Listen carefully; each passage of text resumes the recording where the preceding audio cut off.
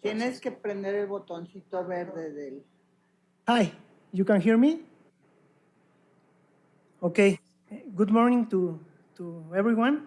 We are here and we are going to start the presentations. We are going to start to the CSUN UNAM Student Symposium with the following program. In this first place, we listen to Dr. Jan Searcy, Dean of the School of Behavior and Social Science of CSUN. To start this presentation, please go ahead, Dr. Searcy.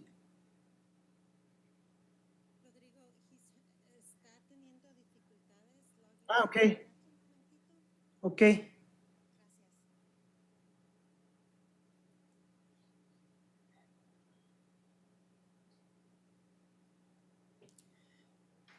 We'll wait.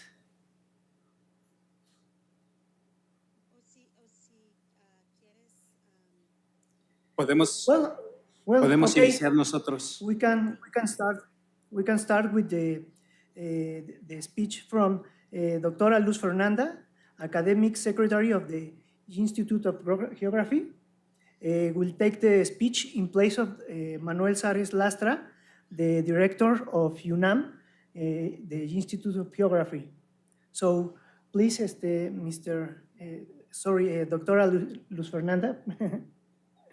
Good morning to everybody. I'm speaking in Spanish. Estoy representando al doctor Manuel Suárez Lastra, quien les ofrece una sentida disculpa por no poder estar en esta ocasión tan importante con ustedes.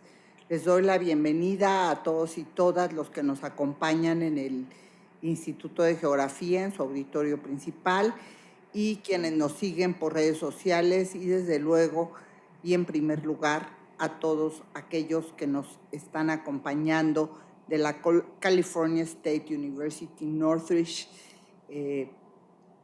a distancia.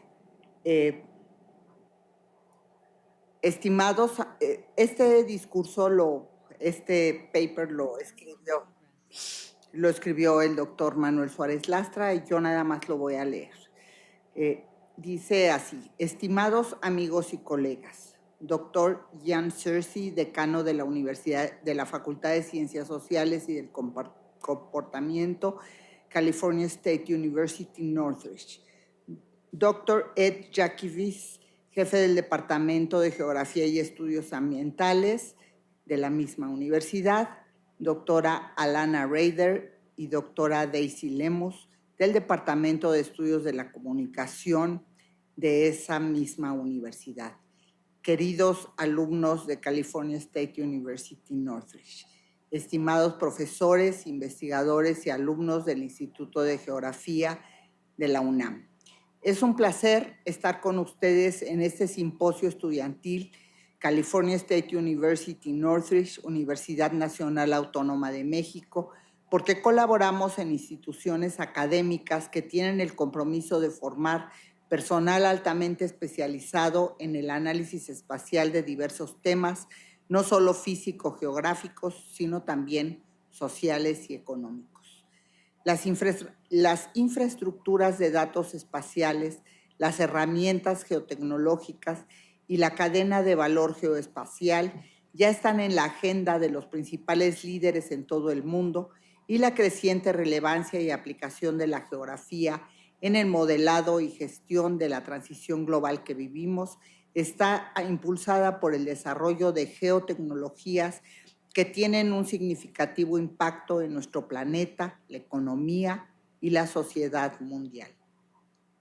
La aceleración de la digitalización y la adopción de herramientas geoespaciales y ecosistemas de datos y herramientas analíticas en cada capa espacial que se construye implica minería de datos, ubicación inteligente, el desarrollo de gemelos digitales, el metaverso y la inteligencia artificial que están afectando profundamente la interacción social a través del mundo digital y físico casi en tiempo real. Por eso, creemos firmemente que la profesión con énfasis espacial está evolucionando rápidamente y el mercado académico y profesional está creciendo tanto como la demanda actual y futura de la participación de la geografía y de los geógrafos que estamos formando en nuestras universidades. Hay quien dice que estamos frente a un iceberg de oportunidades donde nuestro crecimiento está limitado solo por nuestra imaginación. Pero necesitamos explorar lo inexplorado a través de la expansión de nuestros horizontes y ampliar nuestra comprensión y compromiso con el liderazgo general que tenemos en el dominio socioterritorial, de la gobernanza, la seguridad y el desarrollo sostenible. Sin duda, existe este iceberg de oportunidades, pero convertir oportunidades en realidades requiere trabajo, exige colaboración y el desarrollo de habilidades geoespaciales. Por eso, me emociona darles la bienvenida al Simposio Estudiantil California State University Northridge, Universidad Nacional Autónoma de México, porque estoy seguro de que nos permitirá trabajar juntos y aprovechar el momento. Este evento es el primero y sé que pronto vendrán muchos más. No será el único, no debe ser el único. Tenemos que promover e incrementar los vínculos académicos, docentes y de investigación para fortalecer a nuestras instituciones y sobre todo al personal que está en proceso de formación.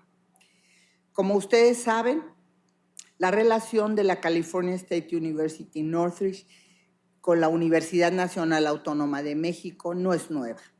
Recuerdo que el 3 de marzo de 2014 nos visitó la entonces decana de California State University Northridge, la doctora Stella Theodolu, para firmar un acuerdo general de colaboración entre nuestras universidades con el propósito de crear un nuevo centro de estudios de México y América Latina con sede en la Facultad de Ciencias Sociales y Humanidades de la California State University Northridge. También recuerdo que ella misma impulsó la relación entre el Centro de Ciencia Geoespacial y Tecnología de esta universidad y el grupo GITS, Grupo de Investigación en Geotecnología, Infraestructura y Sustentabilidad del Instituto de Geografía de la UNAM. Fruto de este vínculo y de las relaciones que desde entonces se iniciaron entre estos dos grupos de trabajo, en 2018 se firmó un convenio de colaboración específico que, entre otros objetivos, permitió la creación del Laboratorio Internacional de Tecnología e Investigación Espacial, ISTAR por sus siglas en inglés. Tuve la satisfacción como director del Instituto de Geografía de estar con ustedes el 18 de septiembre de 2019 para la inauguración de la sede de ISTAR Lab en el campus Northridge y el 4 de noviembre inaugurar la sede ISTAR UNAM. Uno de los primeros logros alcanzados por ISTAR fue la creación de un portal binacional fronterizo que, pese a la pandemia que nos afectó desde principios de 2020 y que todavía no acaba, se logró construir y sigue disponible para su consulta. Ahora tenemos la oportunidad de enriquecer nuestra relación e impulsar las actividades docentes, el intercambio de profesores y estudiantes entre nuestras universidades. El simposio estudiantil que ahora inauguramos es muy valioso porque nos permitirá explorar las posibilidades de trabajar juntos en proyectos académicos de interés mutuo e involucrar a nuestro personal académico y sobre todo a nuestros estudiantes. Estoy convencido de que la estancia en otros países es retadora, sí, pero también fortalece la capacidad social de nuestros estudiantes y estimula el desarrollo de sus capacidades para enfrentar y resolver problemas dinámicos y complejos que afectan a nuestra sociedad. Estoy seguro de que como resultado de este simposio encontraremos oportunidades de colaboración académica y no tengan duda de que apoyaré con entusiasmo la gestión de los trámites académicos y administrativos que se requieran para fortalecer nuestra relación. Hasta aquí el doctor Manuel Suárez Lastra. Gracias. Muchas gracias. Thank you for your words, Doctora Luz Fernanda. and for the words of Manuel Suárez Lastra, our director. And I can see Dr. Jan. I don't know if we can have a space for him to talk about this symposium, please. Dr. Jan, if you can give us some words. Bienvenido a todos. Gracias para invitarme para hacer comentarios. Okay, that's my Spanish for now. So thank you, and I appreciate the remarks and the comments and providing the history of the relationship between UNAM and CSUN. It was, and I agree, I fully agree that this is not the first, and nor will it be the last. So I'm looking forward to the future collaborations. One thing about our college, and just on behalf of CSUN overall, our theme or tagline for the university, for the college, is locally engaged and globally prepared. And so we engage our students locally, but that's a relative term. And then all of our education is to promote them to be globally prepared, not to compete, but to collaborate as well as to contribute. And so this is an example of that type of relationship, and it's an embodiment of our tagline and our ultimate vision and mission. I truly celebrate our relationship between universities and countries. Too often we hear about the acrimony or the tension between the United States and Mexico. And I believe our relationship can be emblematic and representative of what's possible related to collaboration, related to when minds get together, when institutions come together for the betterment of communities and the betterment of the region. So I do want to thank all of our UNAM collaborators, historically and currently, the eStar Lab and all of the participants there, our Department of Geography, and most importantly, our students. So when I'm saying that, a collective student from UNAM as well as from CSUN. And I'm looking forward to the presentations and the ongoing relationship that we have established. And I also look forward to seeing you hopefully this summer as well, so in person. So thank you again.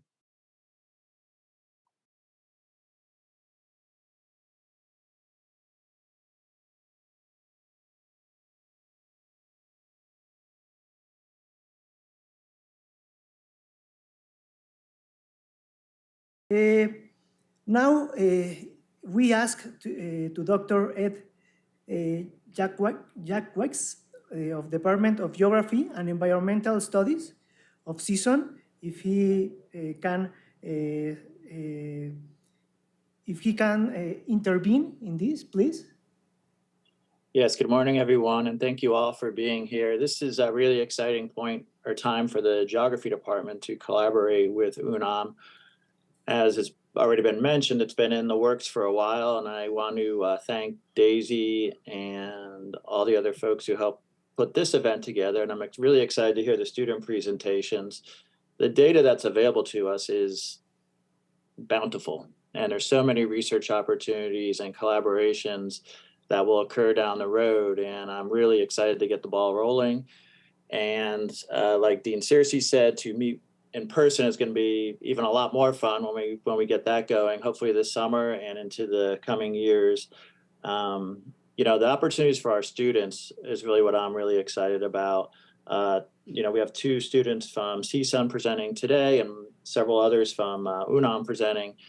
And, master theses are, there's just so many that can be done on this data. And we're looking forward to visiting this summer into next year. And so onward and upward. And thank you all again for being here and for organizing this. And we're really appreciative of the work that's already been done and how UNAM has been so cooperative with our students and our faculty to date. And I know that will continue into the future. So I'll leave it there, and thank you all again. Thank you, Doctor, for your words. So now we will begin with the presentation of our students. So we are going to have 2 blocks of presentations with their questions and answer sessions, with an answer and question sessions. We ask the students to adjust their presentation to a 7-minute to be able to have time for questions, please. So in the first block, we will have these 3 presentations, and at the end of the third presentation, we will ask the students some questions. So first, we ask Marta Trujillo of UNAM to tell us about her project. Please, Marta, you have 7 minutes.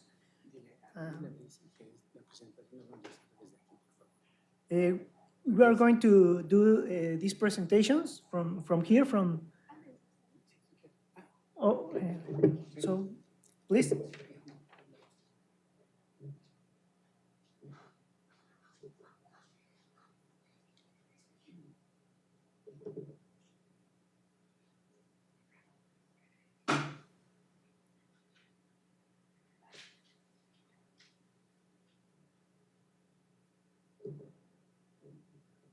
Hola, buenos días a todas y a todos. Mi nombre es Marta Trujillo. Yo les voy a presentar mis avances de investigación. Estoy en el 2º año de doctorado en Geografía y, bueno, soy geógrafa y urbanista. El proyecto de investigación que estoy realizando está enmarcado en un proceso de la migración forzada que se genera desde los países de la periferia, principalmente los países que integran el Triángulo Norte de Centroamérica, en este caso El Salvador, Guatemala y Honduras, hacia los países centrales que estoy tomando como caso los Estados Unidos. Este movimiento migratorio se realiza desde esos países de origen con la posibilidad de establecerse a través de la figura institucional del asilo. Y el caso de estudio que estoy abordando es el de Ciudad Juárez, Chihuahua, como la construcción de un espacio fronterizo de contención de migrantes solicitantes de asilo hacia los Estados Unidos en un periodo que abarca desde el 2020 al 2023. Para iniciar esta presentación voy a presentarles este índice. En general, pues es el marco de investigación que incluye como los aspectos básicos de mi trabajo. Después, como ciertos avances que he tenido respecto a mi capítulo de las perspectivas teórico-conceptuales, un recorrido histórico sobre la construcción de la política migratoria para el desarrollo de espacios fronterizos de contención en ciudades migratorias mexicanas y las primeras impresiones sobre mi primer trabajo de campo y algunas consideraciones preliminares. En este sentido, el marco de investigación, pues les presento mi pregunta que guía este trabajo, la hipótesis y un poco de las estrategias metodológicas que estoy utilizando. La pregunta de investigación es sobre cuáles son estas estrategias jurídico-administrativas, en este caso los ejercicios, herramientas de la política migratoria que han llevado a que Ciudad Juárez se convierta en un espacio fronterizo de contención con toda una estructura y organización para contener a las personas migrantes que provienen de Centroamérica y que solicitan el asilo en los Estados Unidos. Y en general, la hipótesis que estoy manejando para darle respuesta a este cuestionamiento es que la relación comercial, económica y también de poder que hay entre México y los Estados Unidos obligan a que México modifique y estructure su política migratoria a través de la adopción de mecanismos y espacios de control para las personas migrantes irregularizadas que provienen de estos países, haciendo de Ciudad Juárez un espacio fronterizo de contención en la actual política migratoria mexicana. Esto se refleja no solamente en Ciudad Juárez, sino en el conjunto de ciudades fronterizas mexicanas, y bueno, donde hay donde hay estructuras físicas y tecnológicas que configuran la contención de este flujo migratorio, sobre todo, bueno, en este caso, sobre las personas que piden el asilo en los Estados Unidos. La metodología que estoy utilizando es una metodología mixta con un fuerte énfasis cualitativo. Esto quiere decir que hago entrevistas semiestructuradas dirigidas a las personas migrantes de origen centroamericano mayores de edad y que hayan solicitado el asilo hacia los Estados Unidos. Es la técnica de la entrevista semiestructurada y realizo el análisis de datos a través del procesamiento de textos.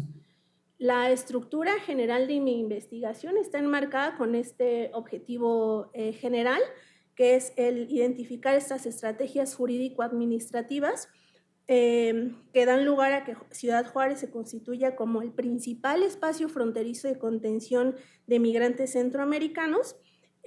Bueno, en este periodo que les mencionaba, del 2020 al 2023, mi investigación está desarrollada, o bueno, pretendo desarrollarla en 4 capítulos y cada objetivo específico está en concordancia o trata de estar en coherencia con cada uno de estos capítulos.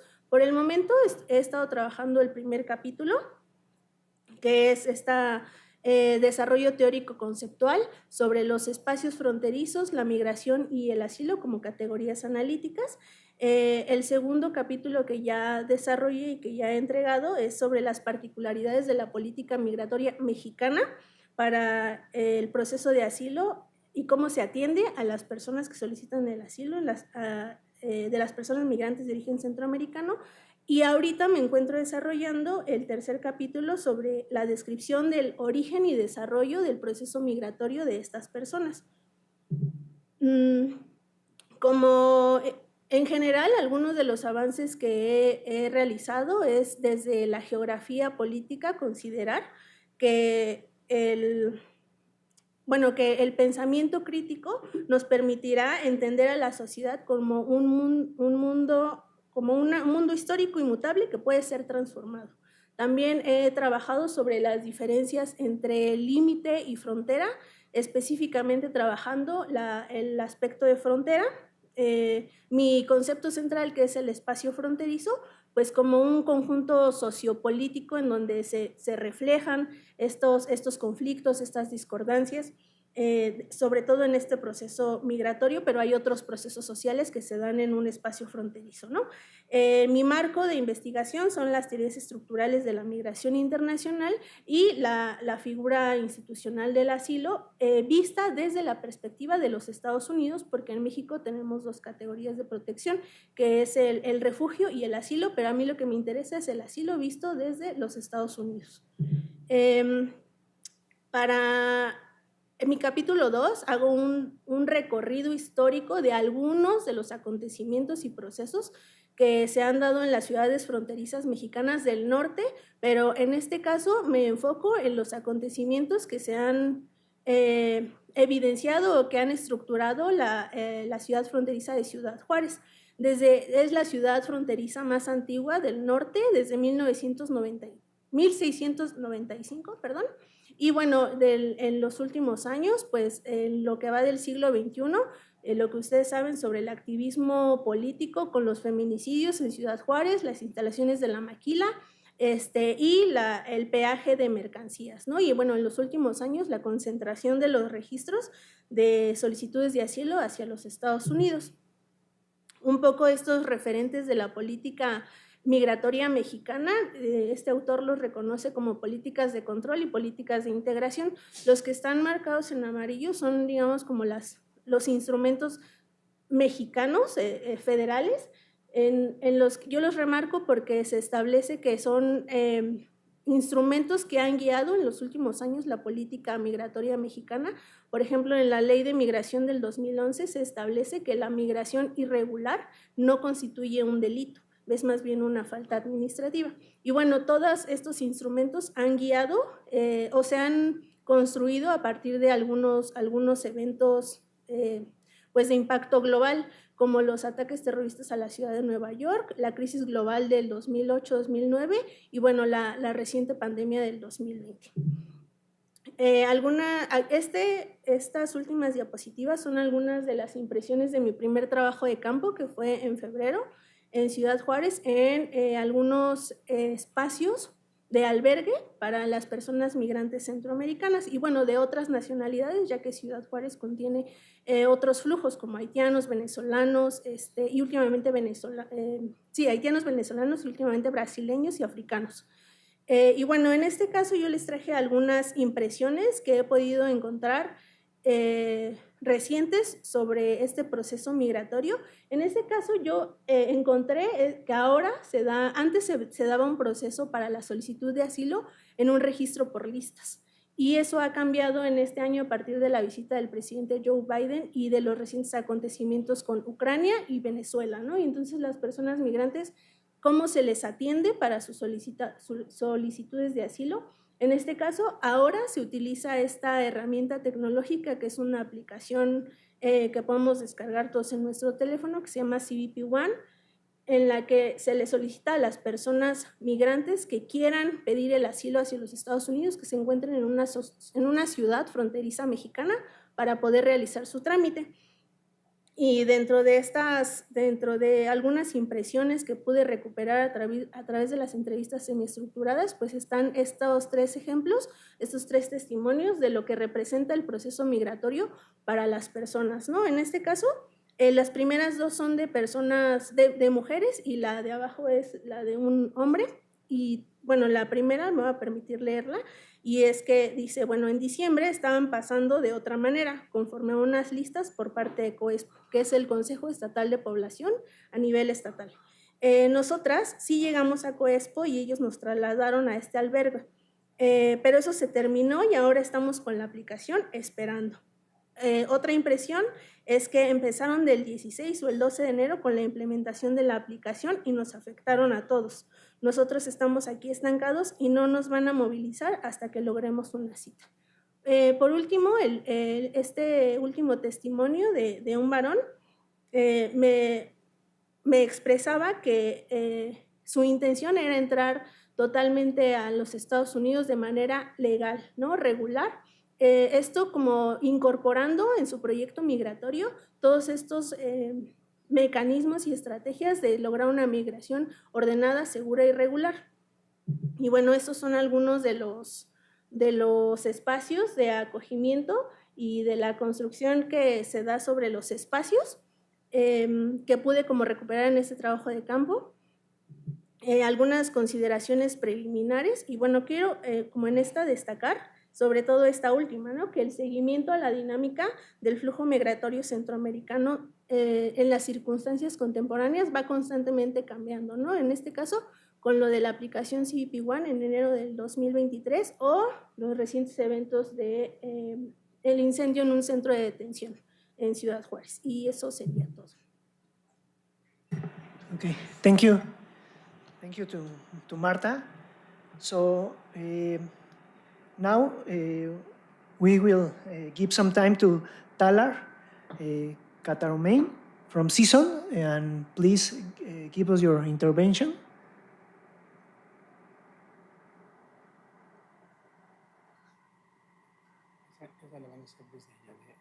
Hello, my name is Talar Katoromian, and I'm presenting on migration, demographic variables influencing movement in and out of Zacatecas, Mexico, in 2020. The state of Zacatecas in north-central Mexico is divided into 58 municipalities. In 2020, the state had a population of approximately 120 million people, of which 93% lived in the city proper. Historically, the state was known for silver mining and is still the largest silver producer in the world. Today, the economic success is due to agriculture and the export of goods. A large portion of the state's success is due to migration and remittances, which are connected to the political and economic status of Mexico. This study aims to understand why migration occurs where it does and what demographic indicators may affect this migration.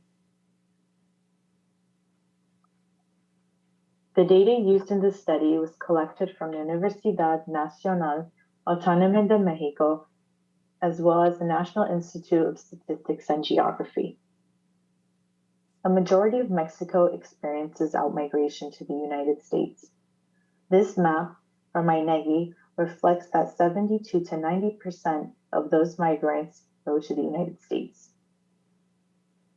Zacatecas is a leading state with over 90% of its migrants also going to the United States. Within the state of Zacatecas, the municipalities Guadalupe, Fresnillo, and Zacatecas had the highest number of outmigration in the state, at 3,000 individuals migrating out. These municipalities are located in urban areas and have the largest population in the state.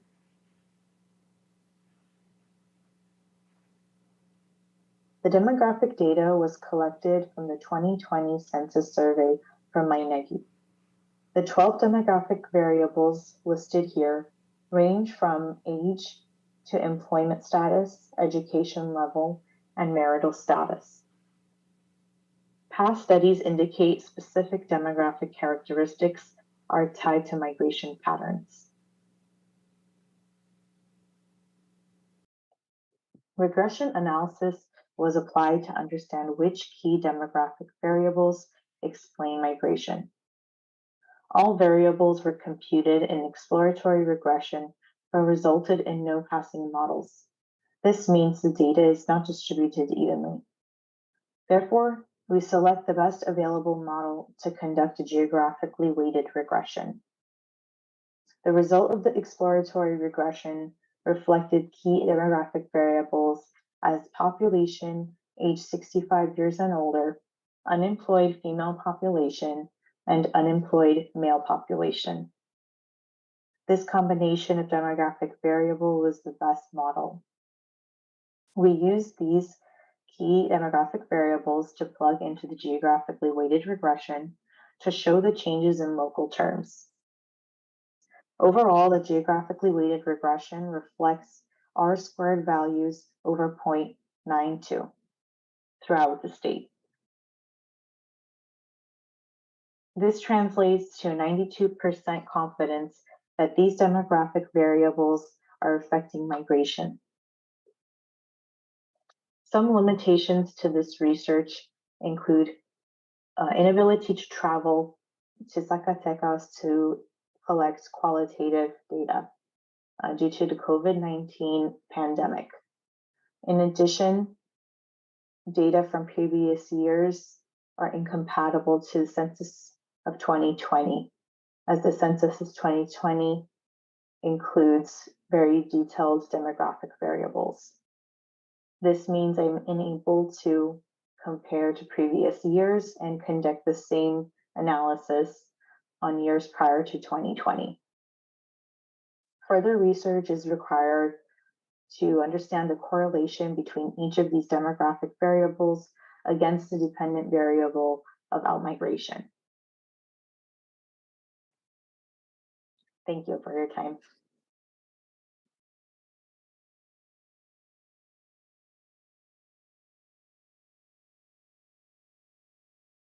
We have some time for Néstor González from UNAM to tell us about his work, please.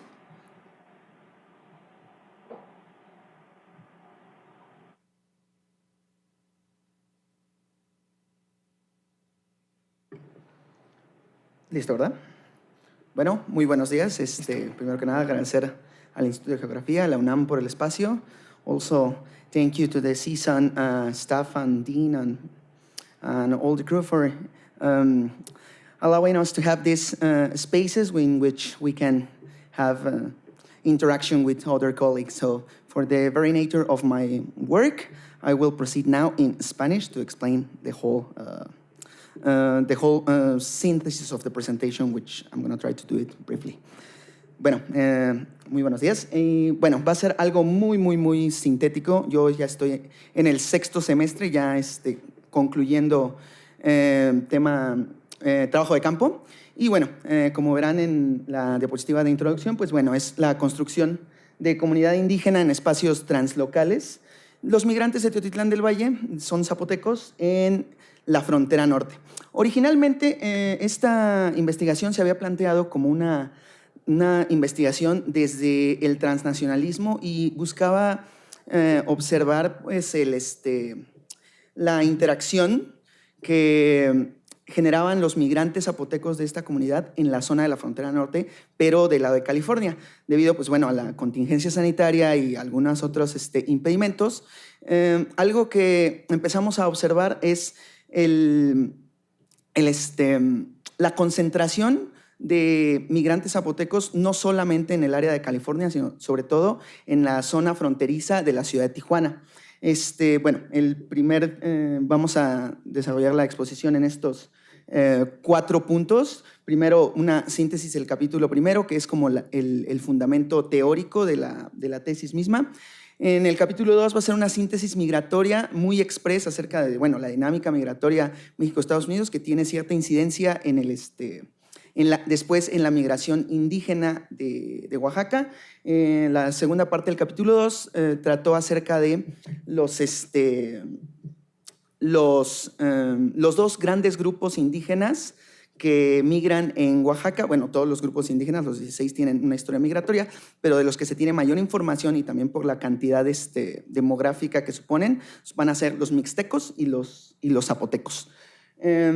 Y por último, bueno, en el capítulo 3, pues ya se va a presentar cómo fue el diseño metodológico de la estrategia que se desplegó tanto en la comunidad de origen, Teotitlán del Valle, Oaxaca, como en comunidad de destino, que principalmente fue Tijuana, pero también tuvimos la oportunidad de acudir a otras localidades aledañas, donde también se despliegan migrantes de la comunidad. Bueno, el primer paso fue establecer desde qué perspectiva íbamos a analizar el fenómeno migratorio de los zapotecos de Teotitlán del Valle. Y aunque originalmente habíamos planteado un enfoque transnacional, fuimos descubriendo, conforme investigamos en la literatura especializada, que el enfoque transnacional tiene ciertas limitantes que no del todo se pueden adecuar a la experiencia migratoria, en especial de grupos indígenas y de otros grupos subalternos. Algo que muy pronto salió como un impedimento teórico fue la categoría de nacionalidad. Y nos dimos cuenta que la experiencia migratoria de los indígenas difiere mucho de la experiencia migratoria, por ejemplo, de grupos mestizos que se supone constituyen la nacionalidad o la identidad nacional de lo que es ser mexicano, ¿no?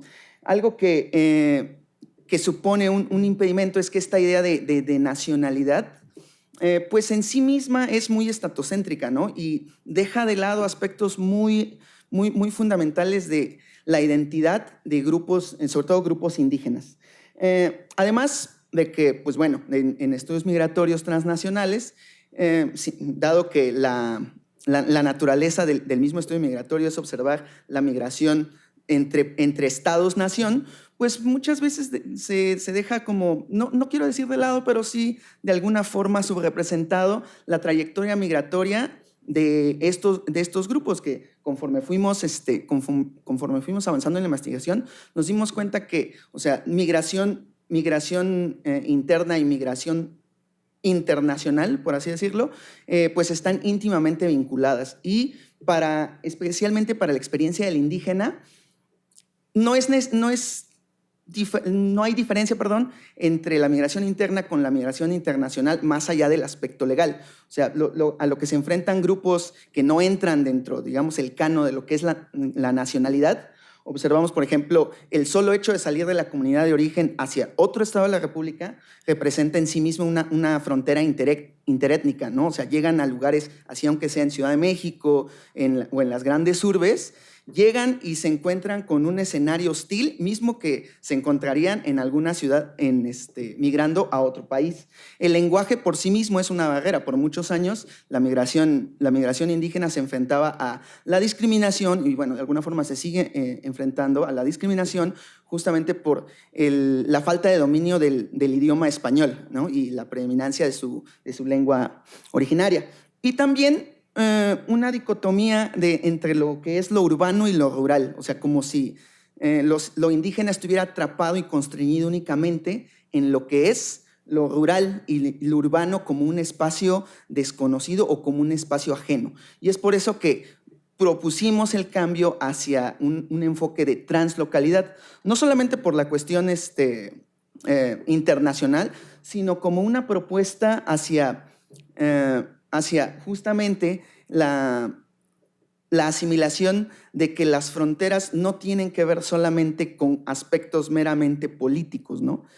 Lo cual se refleja muy bien en la migración indígena.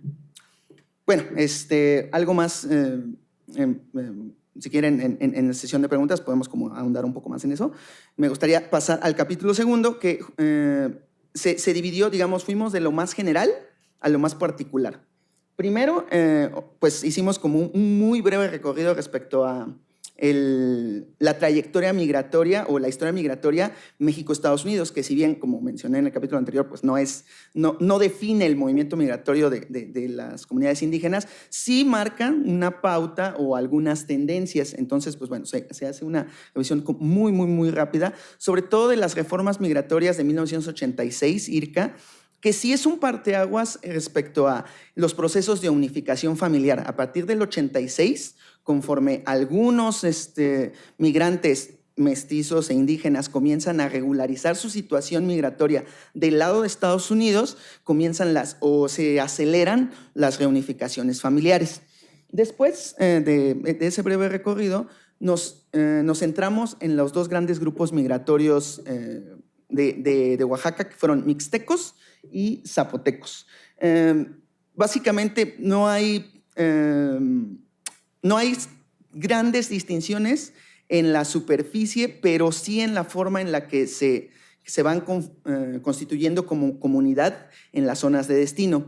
Para empezar, algo que pudimos constatar es que la migración internacional hacia Estados Unidos, Oaxaca no es uno de los estados con tradición migratoria en las estadísticas, pero porque su trayectoria migratoria precedía hacia una migración a la zona noroeste del país, en los campos de cultivo de Sinaloa, de Baja California sobre todo. Durante muchas décadas, entre los 60 y los 80, los jornaleros mixtecos y algunos jornaleros zapotecos se establecieron en las zonas agrícolas de estos valles, sobre todo el Valle de San Quintín. Está documentado en los trabajos, por ejemplo, de Laura Velasco, que aquí es donde comienzan las comunidades mixtecas a cohesionarse en la zona urbana de Tijuana. En el caso de los zapotecos tenemos a grandes características dos tipos de migraciones. Una migración de corte agrícola, que se va a parecer a la de los mixtecos, y una migración más orientada hacia el sector de servicios y que van a intentar llegar a los centros urbanos. En ese sentido, nuestro estudio de caso, que es Teotitlán del Valle, características muy particulares de la población, pues bueno, es una población que según los últimos datos de CONAPO, pues tiene un índice de marginalidad alto, una intensidad migratoria alta también, pero en términos económicos es una población bastante estable. A diferencia de otras poblaciones de zapotecos, los habitantes de Teotitlán del Valle han logrado diversificar sus fuentes de ingresos, sobre todo, y uno de los elementos constitutivos de su identidad, la venta de tapetes de lana, que se convirtió como en el símbolo de esta comunidad, y a través de esta venta de tapetes, es como comienza la migración, primero de forma interna y después ya hacia Estados Unidos. Las primeras experiencias migratorias de la comunidad ocurren alrededor de 1942 y al 46 con el programa Bracero, de forma muy limitada, trabajan en los campos de cultivo, se termina el programa y de ahí hasta 1960 es cuando empezamos a tener otra vez un proceso migratorio en la comunidad, pero a través de la venta de estas artesanías. Estas artesanías van a ser vendidas en la frontera. Hay algunos mercados en Nuevo México y en Tijuana, y varias de nosotros hicimos una investigación netamente cualitativa a través de etnografía multisituada. Más adelante hablaré de las particularidades, pero a través de estas experiencias que fuimos colectando de los diferentes colaboradores que tuvimos, sí nos dimos cuenta que es una migración que es netamente familiar, y no me refiero familiar en el sentido de primo hermano, sino que las relaciones que se construyen con otros miembros de la comunidad se pueden considerar como relaciones familiares, amigos, primos, vecinos. De esta forma, ellos son como los que van jalando a otros migrantes desde el inicio de los 60s a comenzar esta migración hacia la zona norte. En especial en Tijuana es donde los zapotecos de Teotitlán del Valle comienzan con una cosa que llaman curios. O sea, cuando fuimos a campo y les preguntamos acerca de su proceso de establecimiento, ellos se referían a los curios, como estos curiosity shop o souvenir shops, que en un principio tenían artesanías de Teotitlán del Valle, los tapetes y algunas de Oaxaca, pero conforme fueron avanzando en su consolidación, también fueron diversificándose hacia otras manufacturas, importaciones chinas, hasta convertirse en algo completamente diferente de lo que ocurre en la comunidad de origen. Nosotros decidimos que nuestra investigación tendría un enfoque interseccional, ya que estaba muy estudiado la migración de los varones, que era la migración principal. Y entonces fue cuando, al ahondar con nuestros colaboradores, nos dimos cuenta que quienes mantenían los vínculos de arraigo, ya sea en destino o en la comunidad de origen, eran las mujeres, ¿no? Las mujeres, a través de, por ejemplo, mantener la comunicación con el esposo, con el hijo, o con el hermano, perdón, que digamos la autoridad patriarcal, por así decirlo, a cargo de la familia, las mujeres eran las responsables de mantener ese vínculo. Y en comunidades de destino, también eran las mujeres las que en el espacio del hogar se encargaban de recrear las tradiciones, pero también los símbolos de la comunidad de origen. Bueno, ya se me está agotando el tiempo, pero en una segunda intervención ya podremos ahondar un poco más en la estrategia metodológica, si ustedes así lo desean. Y pues bueno, de momento eso sería todo. Muchísimas gracias. Thank you very much for your attention. Thank you, Néstor, for your speech. And now, at this moment, as the agenda marks, we can make some questions to our students.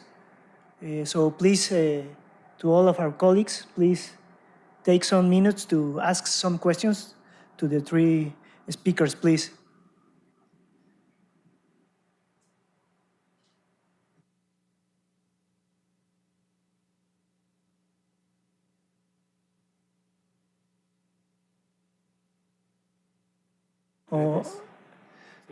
Or to the public in the media and in the social media, if they have some questions.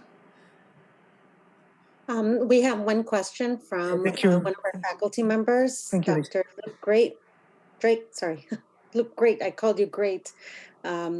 So you want to unmute, Luke, or you? Okay. Yes. Yeah, hi, thank you. Thank you for this wonderful meeting that's happening today. It's really great to listen to these presentations, and my question is more on academic side. So Mr. González Mendoza and Mr. Trujillo, I really like, well, I also am working from one of the concepts that you're using, of translocality, but not in North American context. So I really appreciate hearing and seeing your presentation slides using these concepts. So I have a question, because in some of my work using translocality, mainly on internal migration, on some of my projects, we noticed that in COVID-19, during COVID-19, that really affected some of those household dynamics that you mentioned in your presentation, Néstor, about women's roles in the household. And so I was just wondering for maybe the presenters, if you notice any change in within the households or within families as a result of COVID-19. Thank you. Thank you, Drake. Rodrigo, ¿quieres traducir la pregunta o? Can you do it, Daisy, please? Sure. Lo que está preguntando el profesor Drake es de que, bueno, primero agradece todas estas presentaciones y nota de que el concepto de translocalidad no necesariamente es algo que se usa en Norteamérica, en los estudios norteamericanos, pero él mira con mucho gusto que lo están usando en las presentaciones en UNAM. Y su pregunta es de que él está preguntando sobre los efectos de la pandemia en términos del rol de la mujer en estas comunidades. Y está más interesado sobre la inmigración interna, pero quiere saber si han notado cambios después de la pandemia, usando esta perspectiva de translocalidad. Please, Néstor. Bueno, sí, yeah, okay.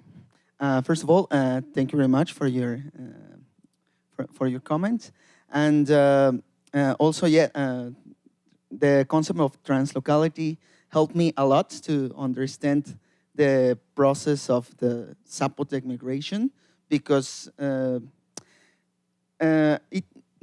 transnational approach didn't fit completely with what I wanted to explain.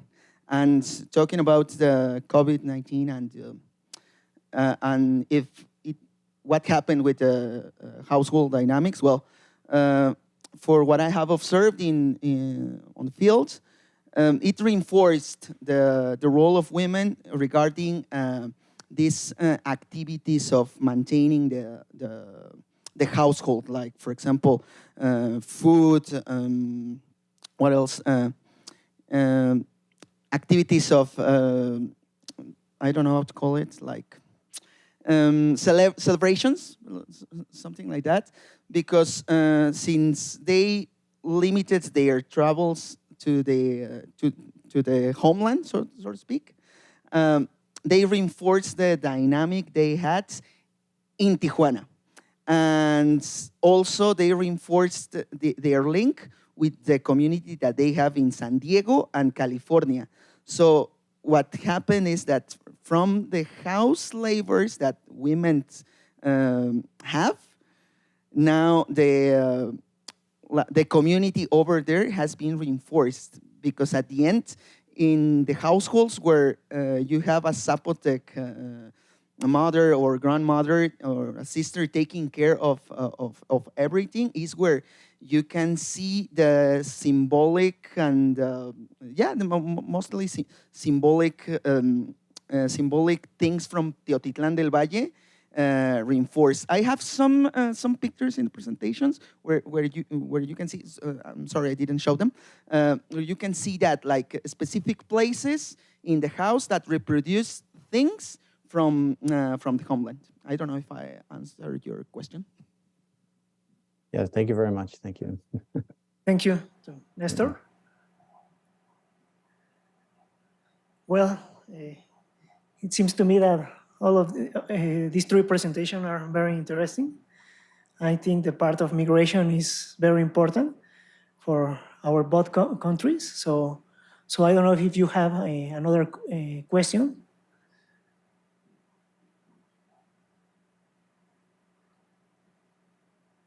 Well, we do have one more. We have a comment. Okay, Daisy. From one of our faculty members, Dr. Duran, Nelida Duran. She says, excellent work.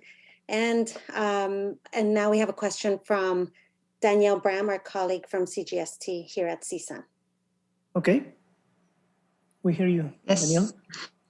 Hi, everyone. Yes, wonderful presentations. I'm so impressed with everything that I heard. Greetings to my colleagues at UNAM.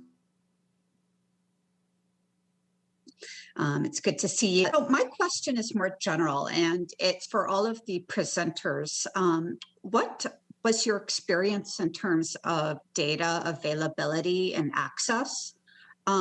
Sort of what were the primary challenges that you experienced as you tried to do your research? Were there certain data sets that you were not able to obtain? And if so, why? Were they not available to the public? Were they not available just on some sort of portal, some repository that you could get access to. We're interested in hearing a little bit more about any barriers you experience with data. So thank you. Thank Thank you, you, Daniel, for your question. I don't know if you want to talk about de los datos, de qué tan disponibles están. Si ha sido difícil que pudieran encontrarlos. Si hay los sistemas de datos abiertos para que ustedes puedan obtenerlos, si han podido descargarlos o han tenido problemas al respecto. ¿Cuál es su experiencia de los tres exponentes? So tenemos aquí a Talar, a nuestra presentadora, que quiere responder. Go for it, Talar. Thank you, Talar. Please. Hello, hi everyone. So for me personally, as a CSUN student, I was actually impressed with the amount of data that I did find, even down to the municipality scale. So I was pleased with that.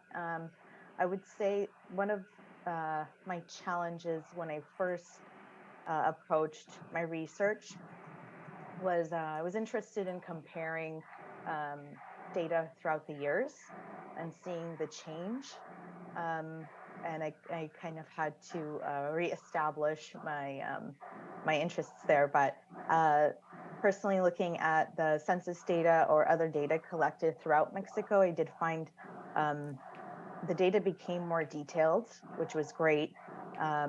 Finding, I think, historical data was tough, just even in a table context or just pure data count aspect.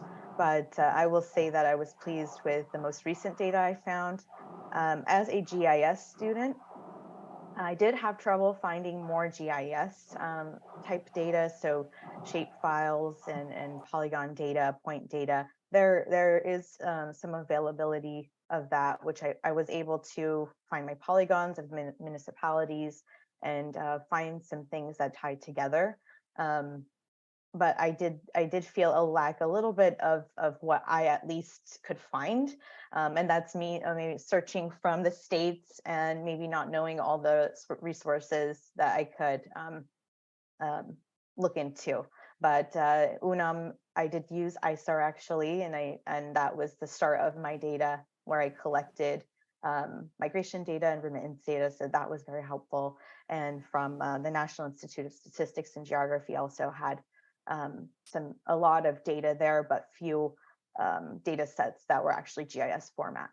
So that was my experience. Okay. Thank you, Talar, for your experience. It's good to know that you can find some data from UNAM and from INEGI. We think we also download a lot of data from them. So it's good to know. Para los otros participantes, Marta, gracias. Bueno, en general mi experiencia con el uso de datos ha sido pues satisfactoria. Vale. Utilizo los datos en general del INEGI, también de la Comar, pero los registros sobre el asilo los obtengo de la Oficina del Censo de los Estados Unidos. Entonces son datos muy actuales y sobre todo, por ejemplo, los datos de la Comar, tal vez y del INEGI, o los datos de las encuestas de los ejercicios que hace el Colegio de la Frontera Norte aquí en México sobre el proceso migratorio de diversos flujos, es que cuentan los eventos, no a las personas. Entonces tal vez a lo mejor esa sería como una complejidad, no tanto un obstáculo, pero son buenas instituciones. Me parece que todo el trabajo que realizan es muy serio y que los datos que generan los podemos utilizar perfectamente para nuestras investigaciones. Esa pues sería en general mi impresión sobre el uso de los datos. Rodrigo, can I translate to Daniel? Yes, please. Gracias, Marta. Marta says that she's satisfied. She found her experience satisfactory because she used a lot of data that was accessible. She used U.S. Census data and she found it like a good source to use because it's current data. She also said that she used data that's collected in other units. I didn't catch all the names, but there are other centers and other units in like more border regions that collect data. It tends to be qualitative data in nature. Their goal is more so to count events, not people, in her words. And so she says it doesn't, it only adds complexity to how she did her project, or depth. It wasn't a barrier, she said. And so she was generally satisfied. Okay, thank you. Something very important that Marta tells us is that she can get access to some data, but the data in some ways incomplete, no? So sometimes it's difficult because you have more, you want more information at some other levels, but sometimes it's difficult, but you, well, the data that she used, it was good for her. So thank you. Rodrigo, we have one more question online Okay. from Giovanna Burrell. Would you like to unmute? Hello, good morning, everybody. Buenos días a todos. I had a question that can be answered by any or all three of them. Research is oftentimes done to fulfill a need, whether it's a curiosity or a need within a community. And I wanted to know how these students feel that their research fulfilled a need, or what the need was that they felt was for their research, excuse me. Thank you. Any of the presenters? ¿Cómo se sienten al respecto de la elaboración de su presentación? Si se sienten satisfechos, si lo que buscan es cumplir una necesidad o lo hacen más como algo que nace de ustedes.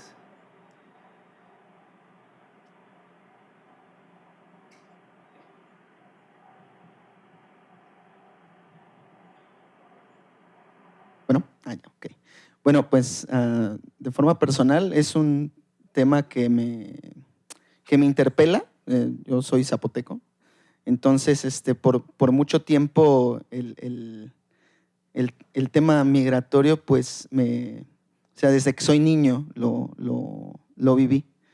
Cada una de esas cosas que definieron mi experiencia como individuo, de alguna forma también le dan sentido al trabajo que estoy haciendo. Entonces, en ese sentido, ha sido a nivel personal, pues un viaje de redescubrimiento y de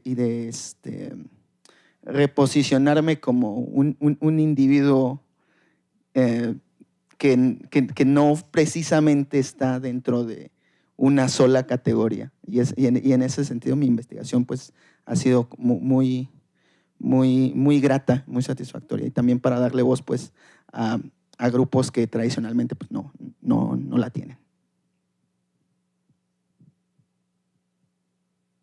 Thank you.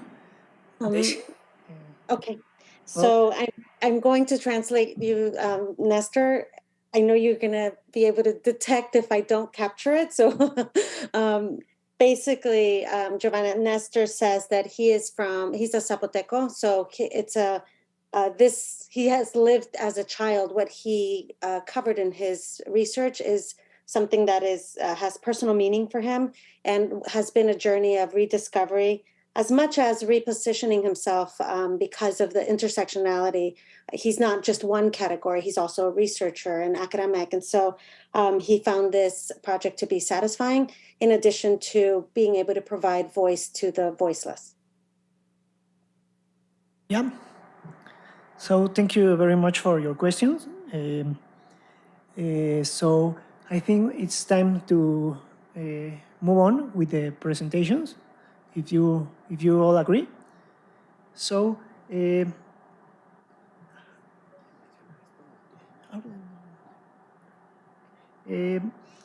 so now in this second part of the presentations, we'll have first we give a space from Alondra Rodriguez-Noriega from CSUN. and we are ready for your presentation. Alondra. Good morning, everyone. My name is Alondra Rodriguez, and my presentation today is titled In Search of Opportunity and Tranquilidad in the Amenity-rich Rural West, Examining the Growing Latino Population in Deschutes County, Oregon. My study site is Deschutes County, and it's tucked away in central Oregon. It's home to the cities of Sisters, Lapine, Redmond, and its most populated city, Bend. Here I pointed out just a few of the many natural amenities located in the county, including Mount Bachelor, known by skiers, snowboarders, and outdoor enthusiasts all over the state and throughout the country. Deschutes and its natural amenities have attracted visitors all around the country, and over time, thousands of new people have migrated and settled down in the county. This leads me to my research objective. Currently, the county is the fastest growing in Oregon. From 2000 to 2020, the total population in Deschutes grew from about 115,000 to nearly 200,000. The issues of migration and population growth aren't new to Deschutes, but they point to an economy still reliant on these factors. The county is no longer fueled by timber production. Instead, it relies heavily on attracting amenity migrants that help create manufacturing, food and hospitality, and construction jobs for the local economy. But who exactly is taking these jobs, and what implications does it have for the future growth of the county? Data reveals a quickly growing demographic. Latinos. The county's Latino population increased by 300% from 2000 to 2020. Using socioeconomic data from the US Census and in-person conversations with Latino residents, I wanted to find out the reasons Latinos have moved to the county and what the future holds for their presence in this amenity migrant destination. Latino presence in the modern era can be traced back to the end of the Mexican-American War, when Mexican vaqueros, mule packers, and miners were hired by American cattlemen to cross into Oregon territory and distribute supplies from Northern California. World War I also increased the need for Mexicans to work in agriculture, railroads, mines, and canneries. During the Great Depression, Mexicans and the greater Latino population became scapegoats for the economic crisis. Many were deported. Latinos living in Oregon moved further into rural areas to avoid these deportations. The need for more laborers at the start of World War II led to the creation of the Bracero program in the 1940s. The program left a lasting impact on Latino migration to Oregon. It ended in 1947, and the Braceros were sent back to Mexico. However, many of these workers made the long trek back to the US, past California, and returned to their Oregon employers. Literature on amenity migration defines it generally as a movement of people based on the appeal to natural and/or cultural amenities. Amenity migration tends to bring with it many challenges, including traffic and congestion, lack of affordable housing, environmental degradation, and a loss in the community's character. Much of the literature tends to focus on the tense relationship between wealthy newcomers and long-term locals, and little attention has been paid to the Latino population's growing presence in these rural destinations. My research used American Community Survey and quarterly workforce indicators from the US Census for the time periods covering 2006 to 2010 and 2016 to 2020. My study also consisted of 2 visits to Deschutes County to conduct in-person interviews with Latinos living in the area. I used a convenient sampling method and snowball sampling, the process of finding new people to interview through referrals. My greatest sources of interviews came from the local Latino market in Central Bend, Colima Market. I visited the market multiple times in search of participants willing to share their stories. Another source came from the local nonprofit organization, the Latino Community Association. I focused on 5 demographic variables from the American Community Survey: percent of total population, unemployment rate, median household income, median age, and the percent of population with a bachelor's degree or higher. Let's start with the unemployment rate. For the Latino population, the unemployment rate remained at a high 7%, but you wouldn't think this just from speaking to Latinos. The Latinos I spoke to all expressed that there was an abundance of jobs available to them, particularly in manufacturing, construction, and restaurants. Next is the median age. Latinos are much younger with a median age of 28. A 2020 report published by the Latino Community Association acknowledged that the youthfulness and the higher birth rates among the Latino population indicate that schools in the county will see an increase in Latino students, many whose first language is Spanish. Latinos over time, too, have earned their bachelor's degree at a higher rate. In 2016 to 2020, 22% of Latinos had a bachelor's degree. The median household income for Latinos also grew by about 30% between the 2 time periods. I also took a look at the workforce data. In both time periods, the largest percentage of Latinos worked in accommodation and food services, agriculture, and the manufacturing industry. The smallest percentage worked in utilities, professional, scientific, and technical services, and educational services. Another factor in Latino employment is their entrepreneurial spirit. This became clear to me during my visits to the county. There are 35 Latino-owned restaurants in the county. The majority are in Bend and Redmond. During my interview with the group of employees at the nonprofit, Rosa recalled that when she first arrived in Central Oregon in 1995, there was only one Mexican restaurant in the area called Mazatlan. Mazatlan, whose owners are from Mexico, Jalisco, Mexico, opened its doors in Bend in 1992 and is still around today, among several other Mexican restaurants. I heard snippets of the Latino experience through casual conversations I had with the residents, but one interview with the nonprofit was particularly helpful in forming a picture of the county's population. Here's a short snapshot of that interview. Eric moved to Redmond in 2010 from Los Angeles. Eric says the Latinos see Redmond as a majestic place. They call it the center of the universe, where there is peace on earth. He says the Central Oregon landscape, with its mountainous and desert terrain, reminds many Latinos of the places they left behind in Mexico, specifically in the mid and southern parts of Mexico. He adds that Latinos appreciate the county's slower pace of living over the hustle and bustle of large metropolitan cities. Eric says the COVID-19 pandemic changed everything, especially raising the housing prices in the region. Rosa tells me that there are many Latinos who live in mobile parks because they're affordable. Sometimes you see up to 4 families in one home, but no one complains about the living situation. That's just the way things are. The nonprofit had previously interviewed 100 Latino community members about what they enjoyed most about living in the county. John says the top reasons were the closeness to family, the tranquility, the sense of safety, and the county's cleanliness. John calls these reasons a Latino second paycheck.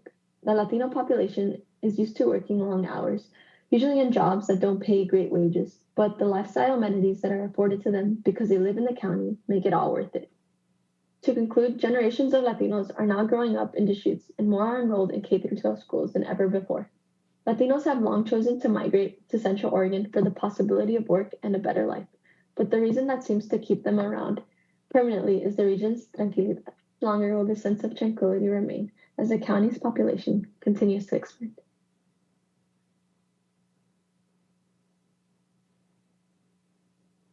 Thank you. Thank you, Alondra, for your presentation. It was very interesting. So now we give some time to Josef Alfredo Galicia from UNAM to give his presentation, please.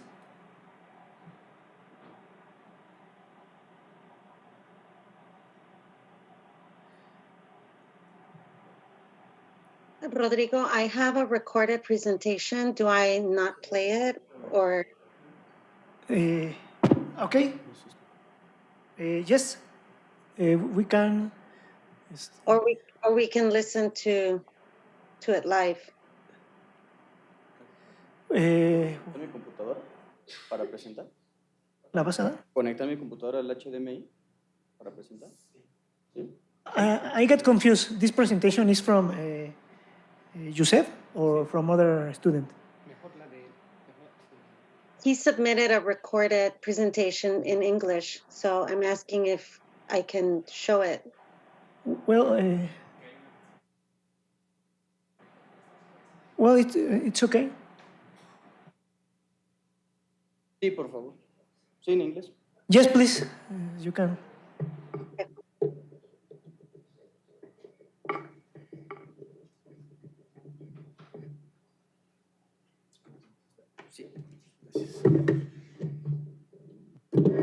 Hi, today I'm going to share with you the main research results to graduate from the master's program in geography at UNAM.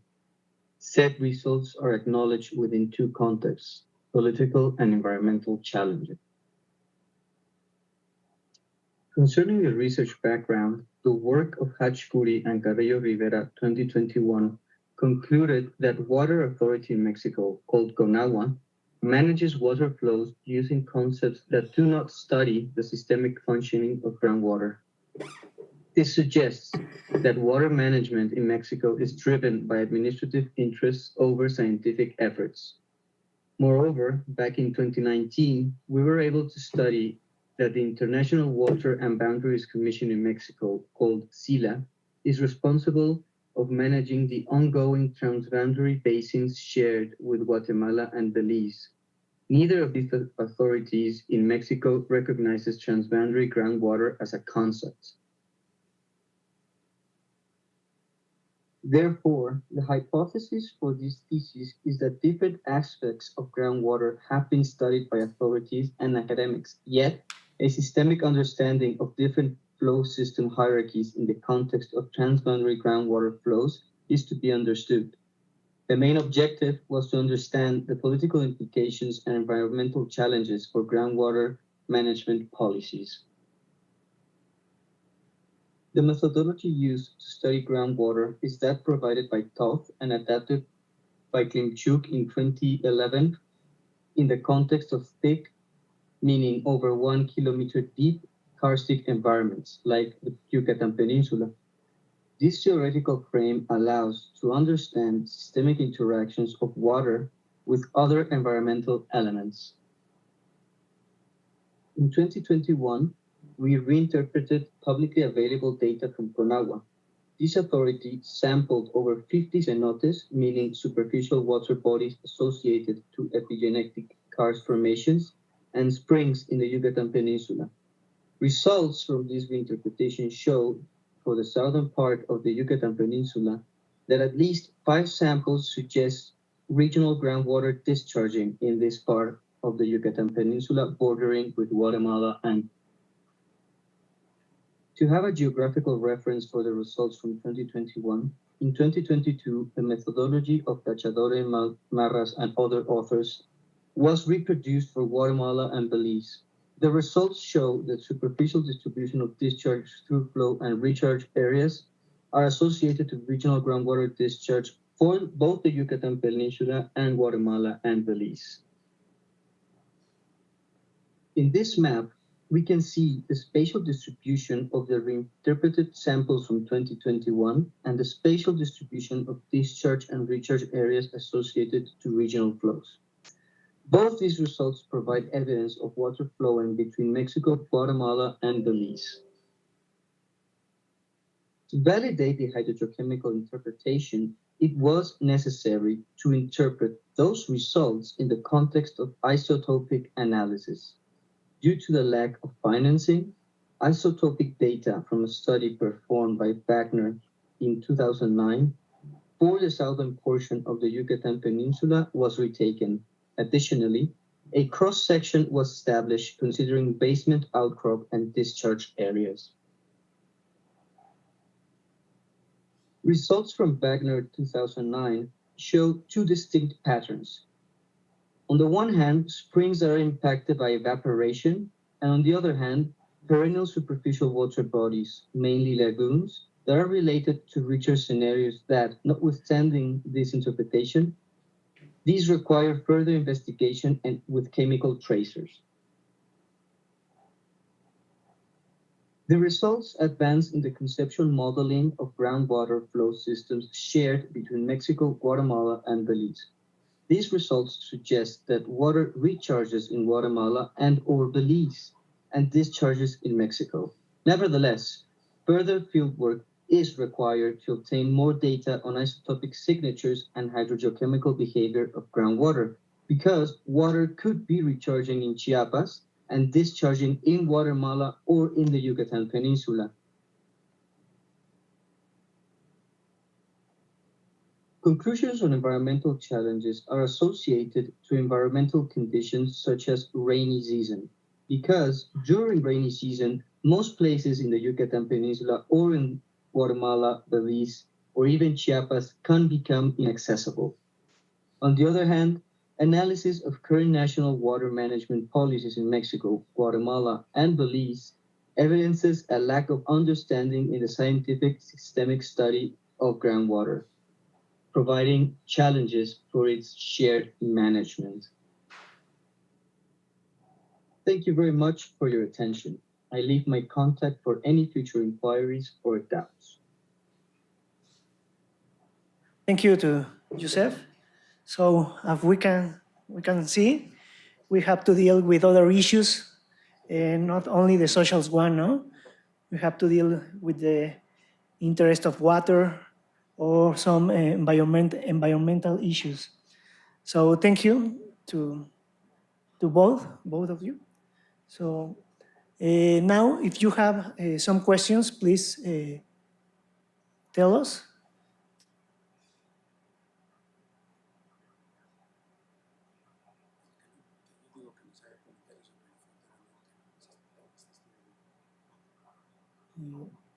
Joseph, if you have some comments on the frontier. Sorry that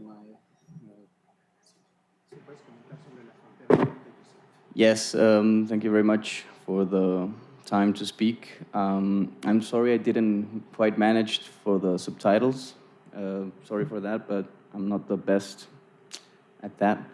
On the northern frontier, we need to understand that the production of Cachadorian marras that was reproduced for Guatemala and Belize is a comprehensible framework for understanding the environmental relations of groundwater, mainly because, as we saw in some of the slides, we consider vegetation, relief, perennial superficial water bodies, and other environmental aspects. Humans are not introduced in this conceptual modeling yet because we're still working in the understanding of systemic movement as a natural process. But eventually, when we have the availability to do a numerical modeling, we can introduce the interaction with wells, extraction of water. In the northern border of Mexico, the United States, Dr. Gonzalo Hachcuri and Carrillo Rivera have done some amazing work because they have studied that there are important asymmetries between how Mexico manages water and how the United States manages water. For example, in Mexico, we have aquifers that are defined through administrative procedures, meaning that those aquifers are only in the interest of supplying water, not understanding how that water functions. And on the other hand, in the United States, we have a more geologically approach in the sense that they study geological formations as water moving through those geological formations.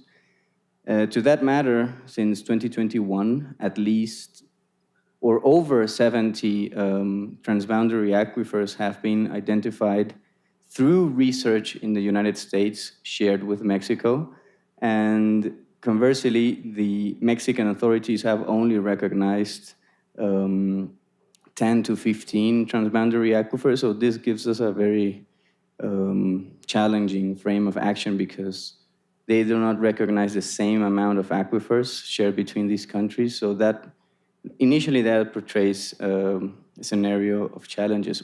On the other hand, if we see this as an opportunity, we could establish workflows with our colleagues in the United States and start elaborating, like this cartography I made for Guatemala and Belize. We can do exactly the same for the United States as long as data is accessible, right? Because regarding the question of data accessibility, actually that was the main issue when doing my work, because for Guatemala and Belize, there is no accessible data as there is for Mexico, or they could be for the United States, right? So, yeah, thank you.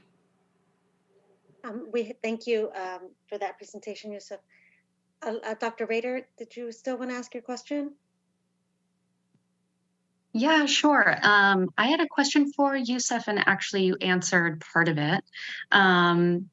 As you'll learn from my talking a little bit, I work a lot in the region and have a history of some projects in the region and in the Yucatan Peninsula. And some conversations that I've been having in the past couple of years, especially with farmers around Bacalar and around Zolaguna, where a couple of your sites were, are about drought and how concerned they are about drought. You answered the question about land use, which I was going to ask about. But I was wondering if you had plans or had thought about incorporating drought into your next steps of modeling? Yes, thank you very much for that question. Indeed, I have to consider drought, but the tricky part of considering drought is that although it may not seem like this, but many data, especially data produced here in the UNAM, show that drought is seasonal in some way. If you in California understand this very well, because in California you have like 10 years of drought, then 10 years without drought. Happens more or less the same in Mexico. And the tricky part with the Yucatan Peninsula is that it is particularly flat. And due to this flatness, drought doesn't affect the same way as it would affect in a part like Mexico City, California, where you have hilly areas that control the climate, local climate or even regional climate. So although I'm going to consider drought because it is important for numerical modeling, we need to understand that drought is not particularly caused by humans, or it can be prompted maybe by humans because of extensive land use changes, especially when you cut down rainforests in the central part of the Yucatan Peninsula or Guatemala or Belize. You could trigger certain specific drought phenomena, right? But not necessarily. But to answer the question, yes. But at the same time, considering drought is to take away the myth around drought, because in Mexico, for example, authorities say, oh, in drought season, we're not able to share so much water with whoever, right? My work is trying to debunk that myth, as in, if we understand how water moves, especially regional groundwater, because regional groundwater, we're talking about massive amount of water. If we understand how to control that knowledge and how to control where we know it's going to discharge or not, we could go over the knowledge of drought or the challenge of drought, and we could not see drought as a problem, but see drought as part of that natural process in the water cycle. Thank you. Very cool. Thank you. If there's, do you have any questions there, Rodrigo? Not really. The work of Alondra, it seems very, very important. It's very interesting, the world of the Latino community, and that spirit of work that continues to grow. No, it's very interesting. But no, I don't have another questions. I don't know if anybody in the audience has some question.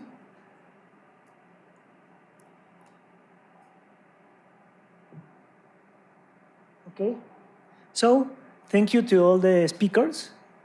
It was very interesting. So now to continue with the agenda,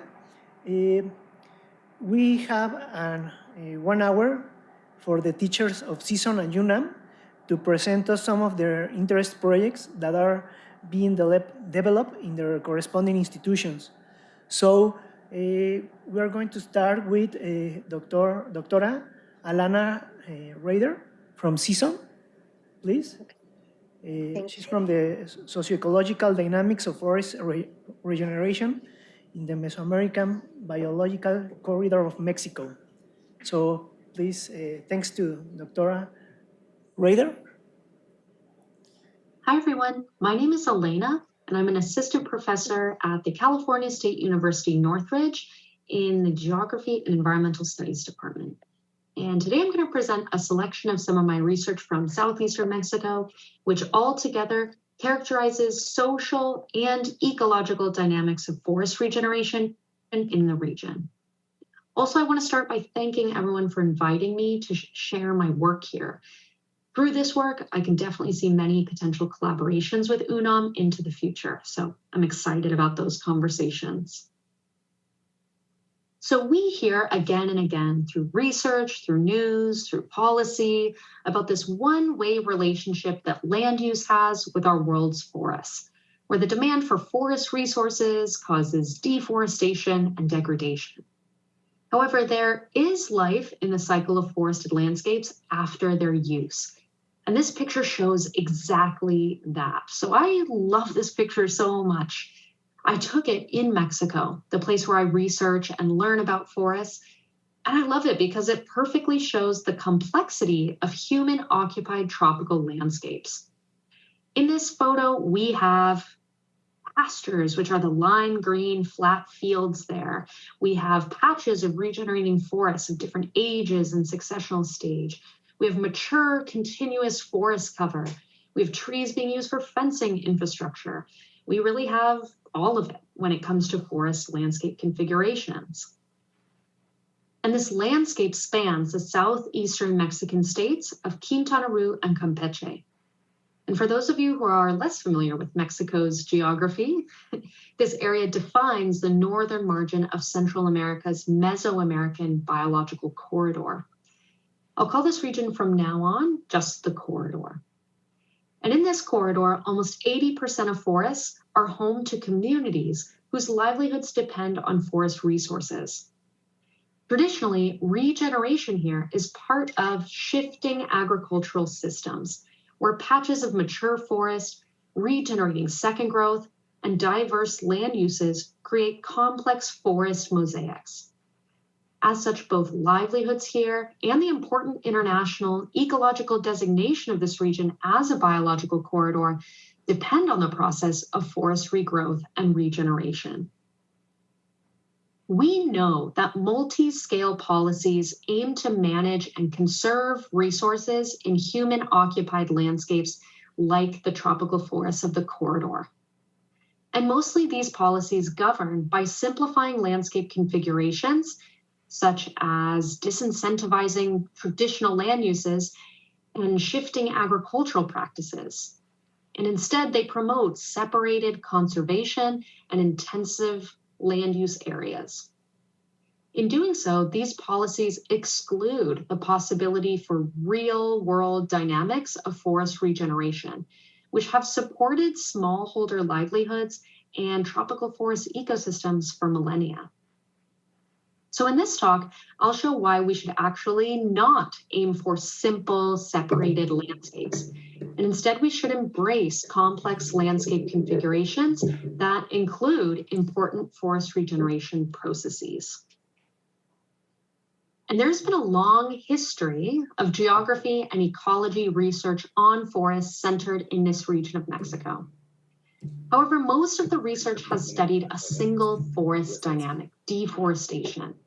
And this is where my research comes in to hopefully fill a gap in understanding the full life cycles of tropical forest landscapes. So I'm a broadly trained physical geographer who studies landscape regeneration after both human and environmental disturbances, such as agriculture and such as hurricanes. And focusing on the process of regeneration and recovery after these events is critical to understand how our landscapes can withstand projected increases in the frequency and intensity of these disturbances. So by characterizing forest regeneration, we can contribute to research, land management, and policy, which to date all focus on just deforestation and degradation. They don't include the longer-term dynamics of regeneration and recovery that will continue to take place in these landscapes, whether we incorporate them and recognize them or not. So I'll highlight 3 related phases of empirical research from the corridor to show how I'm trying to understand both the ecological and sociocultural aspects of forest regeneration here. And these research phases are a culmination of many years of work by myself, folks of Rutgers Geography, colleagues at El Colegio de la Frontera Sur in Chetumal, as well as community members, friends, and farmers in the corridor. And I'm also looking forward to adding folks at UNAM to this list because I think there are a lot we can gain from working with the data sets you all have. And in this presentation, I'll make a case for the importance of forest regeneration by showing first that there are dynamic patterns of forest regeneration in the corridor.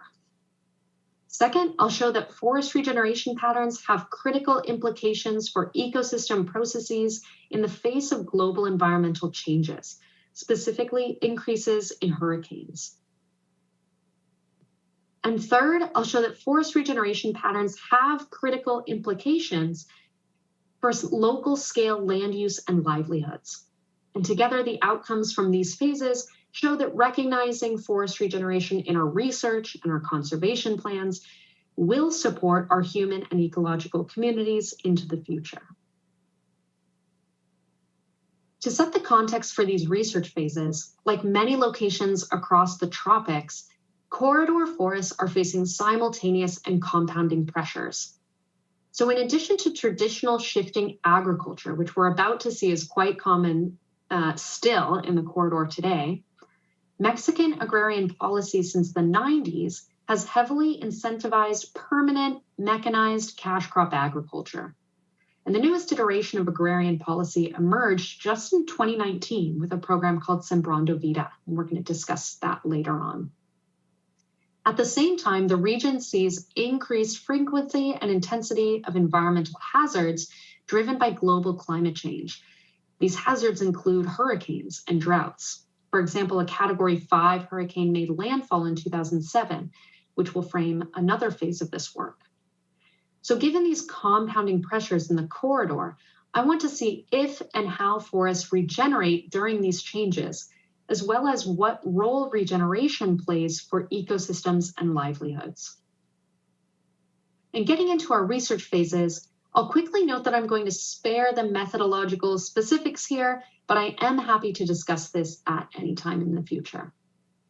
So for my first phase of research, a geospatial phase, I built a cartographic model to map spatiotemporal patterns of regenerated forests from remotely sensed satellite images, which were collected between 2000 and 2020. This model classified regeneration according to the degree of permanence of regenerated forest, as well as when forest regeneration occurred in the time period. And doing so showed that regeneration is happening in the corridor, and it ranges from ephemeral to permanent, and most regeneration happens in consecutive time intervals that align spatially and temporally with fallow dynamics of traditional shifting agriculture. Fallow is when forest is left to regrow. So what's important here is that diverse forest regeneration patterns persist, despite the implementation of agrarian policies that incentivize permanent land covers of intensive cash crop agriculture and undisturbed forest cover. And you can see that in the map here, as this larger dark gray agricultural area emerged after 2000, and it exists alongside smaller patches of agriculture and regenerated forest patches. Patterns of forest regeneration show that shifting agriculture rotates land use plots into the regenerated forest areas after a period of time, as opposed to expanding agriculture into new undisturbed forest regions. And overall, this buffers these undisturbed forest regions from experiencing deforestation through shifting agriculture. In my second phase of research, I examined how these classified forest regeneration patterns become a process that drives actual forest ecologies. In this phase, I combined forest regeneration patterns with 10 years of tree composition and structural measurements using statistical cluster analysis. And my goal was to measure if forest regeneration drives recovering tree composition and structure following a Category 5 hurricane that made landfall in 2007, the destruction of which forests have been regenerating from. And in this phase, I found that differences in the amount and type of regeneration surrounding each measured forest stand drives variability in both tree species, composition, and structure. For example, regions with the highest regenerated forest area correlated with high forest stand biodiversity and smaller diameter, more flexible species that are more resistant to hurricane force winds and damage. This means that the amount and type of regenerated forest area has implications for specific ecological processes that can make forests adapt to the increasing frequency and intensity of environmental hazards, specifically hurricanes. And finally, I examined if patterns of forest regeneration are thought about and included in land uses of the corridor. And I did this from the scale of federal agrarian policy to that of local land users. In particular, I'm interested in what implications people's understanding and thoughts about forest regeneration have for land uses of all type. To do this, I collected policy documents from the 3 largest agrarian policies in Mexico since the early 90s, and interviewed land users through participatory mapping in a community which has seen the impact and has implemented all 3 of the policies. I then performed discourse network analysis to identify common themes and points of agreement about regeneration, land use, and conservation. And through this, I saw how understanding historical regeneration and thinking about regeneration into the future becomes a process that drives where certain land uses occur and why. Overall, policy rarely included discussion of regenerated forest outside of deeming regenerated forest areas as explicitly degraded. And actually, the latest policy, Sembrando Vida, guides participating land users to establish their Sembrando Vida plots in regenerated forest areas. Alternatively, land users, for the most part, describe that regeneration in traditional shifting agriculture is conservation, with regeneration supporting bee populations and pollination, soil productivity, and even microclimates. And folks confirmed that they continue shifting agriculture because of this, although traditional land uses are being displaced by policies, cash crop agriculture, to new areas of communities. And this is to get farther away from the chemical and pesticide inputs that cash crop agriculture requires. As a result, there's now more forest overall that's dedicated to land use of all type. So, starting to wrap up here, in the corridor, we saw how studying forest regeneration specifically characterizes a more integrated social and ecological forest system. For example, forest regeneration in the corridor is identified not just as a pattern and outcome of land use, but also as a process that drives both ecological futures in terms of biodiversity and hurricane resistance, as well as sustainable livelihoods in terms of access to food, resources, and culture. And its role as both a pattern and a process frames forest regeneration as a critical landscape. Specifically, forest regeneration patterns, a land cover often deemed degraded or lesser than conserved primary forest, becomes an important component for biodiverse forest stands that can withstand increasing pressures from environmental hazards. Further, this forest regeneration, which is typically deemed unvaluable by policy, has critical implications for local indigenous and traditional livelihoods in the corridor. So I'll end by calling for a continued study of forest regeneration and of the complex landscape dynamics that they provide. And I look forward to continuing this study, potentially with UNAM, into the future. Thank you so much.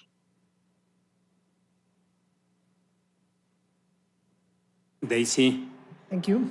¿me ayudas con la traducción, por favor? Sí.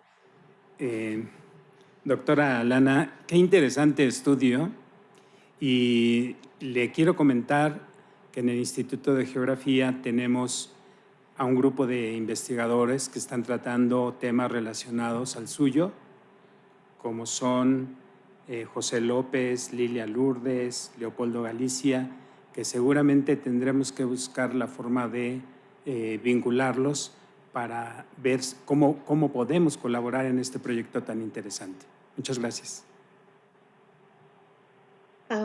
So, Alana, I know you speak Spanish, but I will translate also for everybody else. Dr. Chias said he found the project very interesting, and that at the Institute, at the Department of Geography at UNAM, there are 3 investigators that he named, Jose Lopez, Lidia Lourdes, and there's a third one. We can get the names for you. And he would like to collaborate because your project is very interesting and they're working in the same topics. So he's very hopeful Great. for that. Gracias. Great, yeah. I would love to meet your colleagues there in the department, and I think there's a lot of connections between institutions that can be made. Yeah. Dice que será un placer conocer a los colegas y hay mucho que quiere colaborar con, con UNAM. El mismo doctor Armando Peralta, que está aquí con nosotros, es un especialista, es un biólogo especialista en este tipo de temas. Ok. Ahí vamos a escuchar de él pronto, ¿sí? Sí. Sí, Okay. Gracias. Thank you to all. Now is the turn of Master Hector Daniel Resendiz Lopez from UNAM.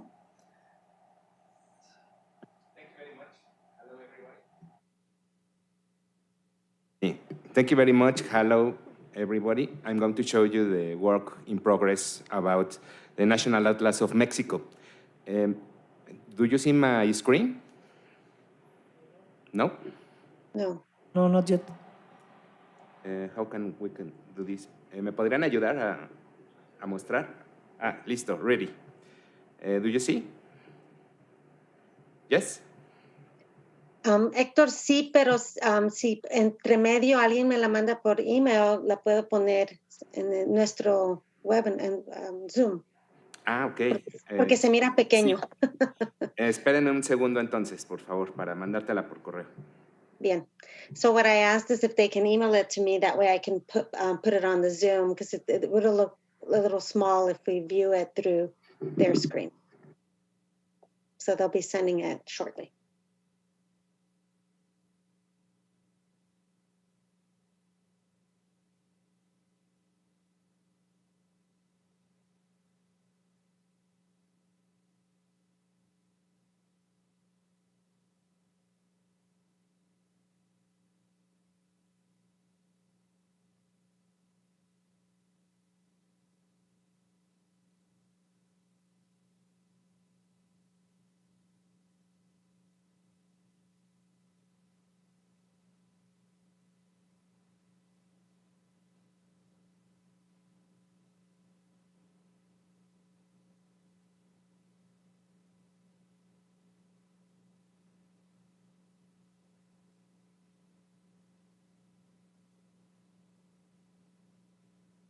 Mientras que se conecta Héctor, Daisy, me gustaría enviarles un mensaje del doctor Manuel Suárez. No nos pudo acompañar, pero él está completamente entusiasmado de este primer momento de encuentro que tenemos y está apoyando totalmente cualquier iniciativa, cualquier posibilidad de colaboración que pueda surgir de esta reunión. Creo que esto es muy importante. So Dr. Chia said that their equivalent to the department chair is Manuel Suárez, and he was unable to attend the event today, but he wanted to send a note that he's enthusiastic and willing to support this collaboration, is looking to support this collaboration, in whether it's these individual projects or other ideas. Earlier, Dr. I wrote her name down. Trying to see. She spoke. She gave his comments. She spoke and greeted us using his comments and basically reaffirmed the commitment that UNAM has toward this collaboration.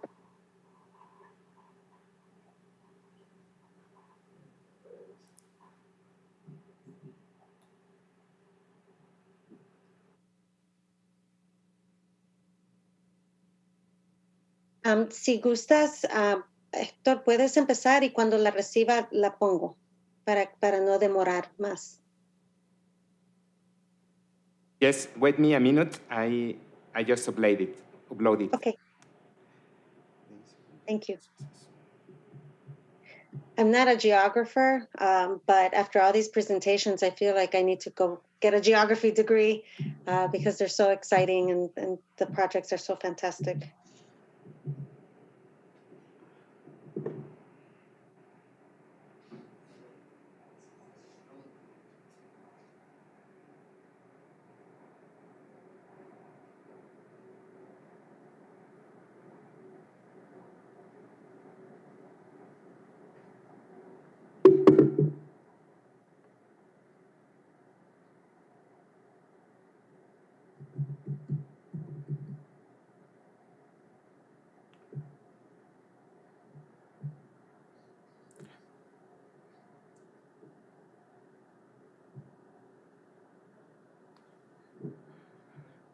ready. I just send it to you, Daisy.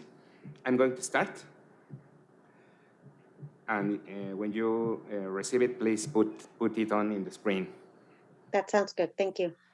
Okay, I'm going to talk to you about the development of the National Atlas of Mexico in its third edition.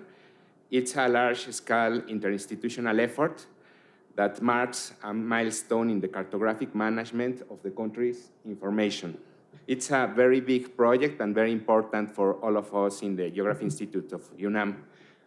It has, or it will have 3 versions: a print version in a book, a digital book in PDF, and a geoportal. That's maybe the very most important thing. The structure is about 11 sections with 97 topics, more of 700 pages with maps and various scales, more of 300 pages with text and graphics. We are doing an integration of a geodatabase, and all of this is developed with GIS-free software. That's a very important thing because in the Institute of Geography, a few years ago, we only used Searcy, and we are making a big leap in this aspect because the use of free software makes us freedom in the technologic aspect. And we are learning a lot of new procedures and methodologies to make the cartography. There are 397 participating academics from 121 institutions, 34 institutions from UNAM, 42 from other higher education institutes and centers in Mexico, 20 from foreign higher education institutes and centers, and 25 from the public sector. We start in 2022, and we will complete this, we hope, in 2024. The goal is to develop this national atlas in a record time. For a simple comment, the similar atlases have taken more than 5 years each one, and we are doing this in a record time. And I'm going to speak a few about the methodology that we are using to develop this atlas. We designed various processes for the generation of the atlas, and the main challenge of this is to align the authors to carry out. From the starting, we take a lot of meetings to organize all the work, and we publish a lot of documents with the explanation of all these processes. And this was made because all it's to be developed in a geodatabase format, in open source format. We have a lot of people working on this, but we also identified that we need more people to know how to make the cartography. Unless we are in the Geography Institute of UNAM, we identified that there are few students with the capacity or the experience to collaborate in this. And also we made some training courses for them to introduce them in the use of open source software and to involve them in the project. Other aspect very important was or is the developing of many documents, files, and systems for the atlas. A significant amount of documentation and support files have been generated in addition to supporting the atlas, and these products can be reused for other purposes. We first start with an atlas web repository which allows the authors to share information. Then we made some guidelines for the generation of geographic layers, tables, and statistical graphs, text, and photographs. Also, we developed a catalog of methods of cartographic representations and examples of the legend structure as support of the elaboration of the reference document of the map design.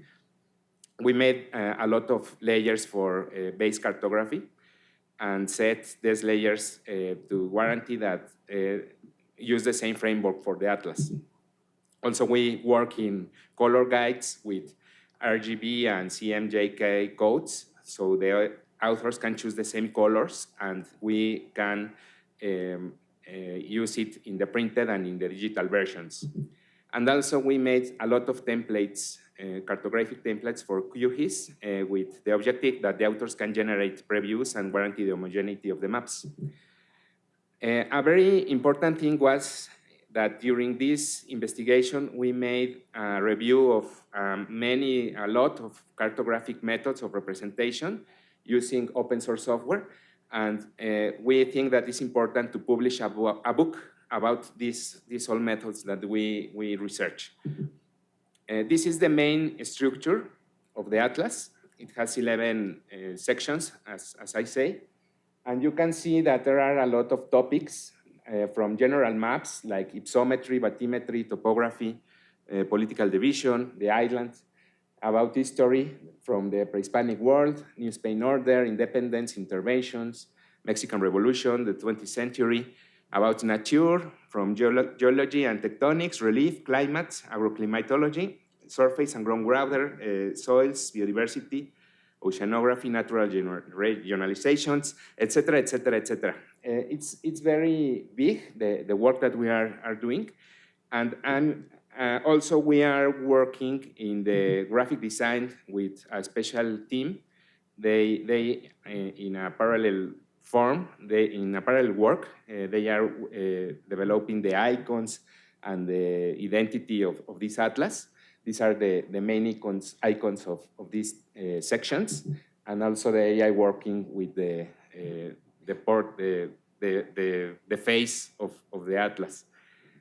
Now I'm going to show you some advances of the maps that I select. I think that are very interesting for you because we are also working in the international topics about migration and population. This is an example of the migration of foreigners without documents through Mexico to the United States. We have the shapefiles and the database of this, also of this, characteristic of US-Mexico border crossings, for example, with the historic data about the number of crosses registered. This map is about mortality rates due to road accidents in border municipalities. Other map is from Mexicans in the world, or Mexicans residing in the United States, or degree of migrant intensity in Mexico, United States in 2020, and its changes. This example is about returning Mexicans and deportees from the United States, international immigration by geographic region of birth, Central American migrants in transit through Mexico, or other map about cities or metropolitan areas that attract and expel migrant population. We have a lot of maps, and a big opportunity is that we can make maps like this. It's a cross information about, for example, the degree of soil erosion and the immigration of the rural population. Many researchers that are collaborating are doing this type of maps that not are only descriptive. No? This can show relationships between the data. This is other map about foreign direct investment by subsector and federal entity, and a lot more. Maybe the main thing is of this atlas is that we are making a big network of the geography in Mexico because there are a lot of people involved in this. And this is a big opportunity because with this network, we can continue to updating this geoportal. And maybe in one moment, the atlas will be only in digital form. And that will be very important because we can update all the data and maybe make an effort to bring to the researchers more interest in publish their maps and not only articles or papers. In geography, the maps are underestimated by its value because in Mexico, they have not much value in academic form. But we think that these efforts can make more attractive to all to share their information and to publish that. Other important thing is that we will publish it in a geoportal, and we are planning to open the data, no? And that will be very useful for everybody. Thank you very much. Thank you, Hector.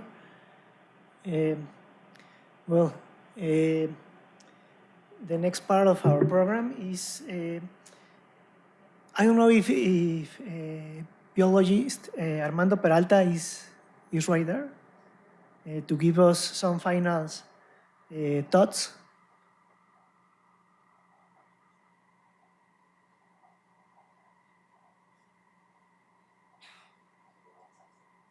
Bueno. Okay. Well, meanwhile, we can, I don't know if you have some questions about the work that we are developing as a group of Institute. I don't know if you have some comments, maybe from Daniel, Daisy, or some other colleagues.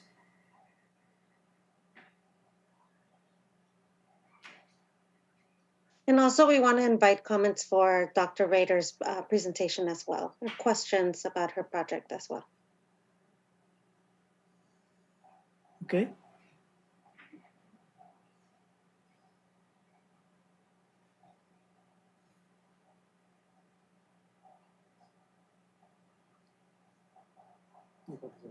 Okay, tenemos una pregunta, Dr. Rader. Okay.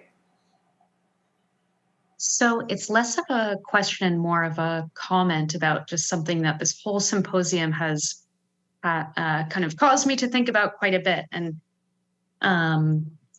geography is really exciting because we see all these phenomena, whether they be migration or forest regeneration or groundwater dynamics, and we're studying them in one particular way as individuals, but we also see the multidisciplinary and complex processes that connect with them.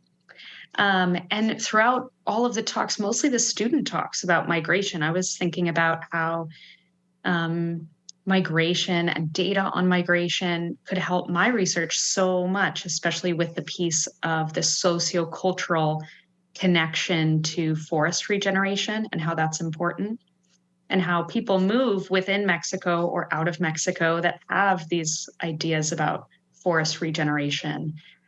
So that idea of ecological patterns that people think are normal is constantly changing with migration. But all of that just to say that I think this symposium has been really exciting for me to think about ways to collaborate with people that are studying phenomena that traditionally aren't combined, but which could be really interesting to talk about together. Tiene un comentario. Thank you. Thank you. ¿Quieres que la traduzca? Sí, por favor. Yes, please. Okay. So, sorry, Dr. Rader, I'm going to try my best. Estaba diciendo la profesora de que es más un comentario y que estas áreas de estudio son bien dinámicas, que las áreas son estudiadas como individuales, pero los procesos son bastante complejos. So, ella mira especialmente en las presentaciones de los estudiantes sobre los datos migratorios, de que la conexión a lo sociocultural es importante, y en términos de lo que la doctora Rader está interesada sobre la forestación, de que es interesante ver cómo las personas se mueven, y en este sentido migran en México, adentro de México, y se llevan esas ideas sobre la regeneración forestal, por ejemplo, y se las llevan a los lugares donde se mueven, y con ellos se van las ideas, y esas ideas básicamente están cambiando, así como cambia la población durante la migración de diferentes grupos, así van cambiando las ideas. And so, a ella se le hace bastante interesante ver cómo combinar los diferentes puntos de vista y las diferentes maneras de estudiar este fenómeno complejo. Y ese es el comentario de ella. Thank you very También much, tenemos, Daisy. Yes. sí, gracias. Tenemos otro comentario, pero no sé si hay uno allí en vivo. Yes, we will have some comments from Armando Peralta. Please. Ok, so regresamos a la pregunta que está en línea cuando termine el doctor Peralta. Yes, please. Okay, we'll be back, Drake. Luke.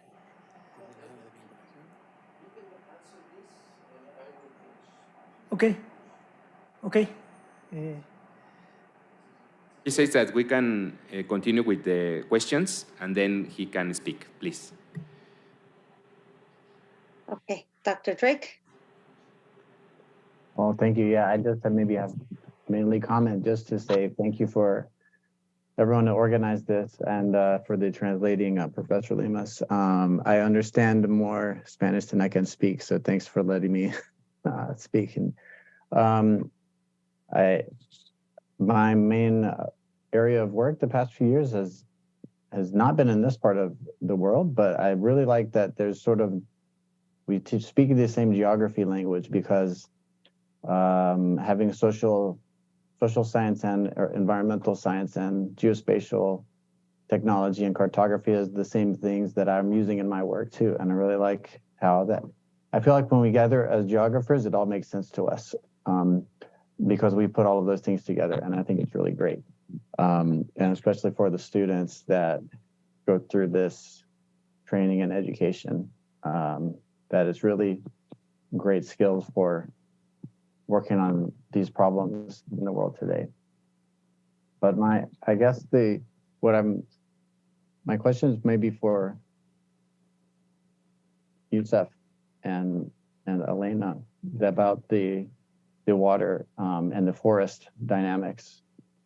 And then my question is about land, because I don't know how this works really in Mexico, other than things I know a small bit about the forms of land ownership. Like I think maybe it's called social land or ejidos. But in the indigenous communities I work with in research project in the Southwestern Pacific Ocean, that the customary land that's not privatized usually is more resilient and less destructive than land that is privatized. And maybe if either one of or both of you maybe have some comments about if the land ownership patterns have some relationship also in Yucatan related to that topic. Thank you. Okay, so el Dr. Drake empezó con un comentario y hizo una pregunta a Youssef y a la doctora Rader. So, no sé si está Youssef ahí, si escuchó su pregunta. Joseph has to leave the room, but it's the... ¿Es para ti la pregunta? No, ¿verdad? No. No? No era para Joseph. No, no one of them are... Okay. Anyone here are here. Okay, so then Dr. Rader will answer it.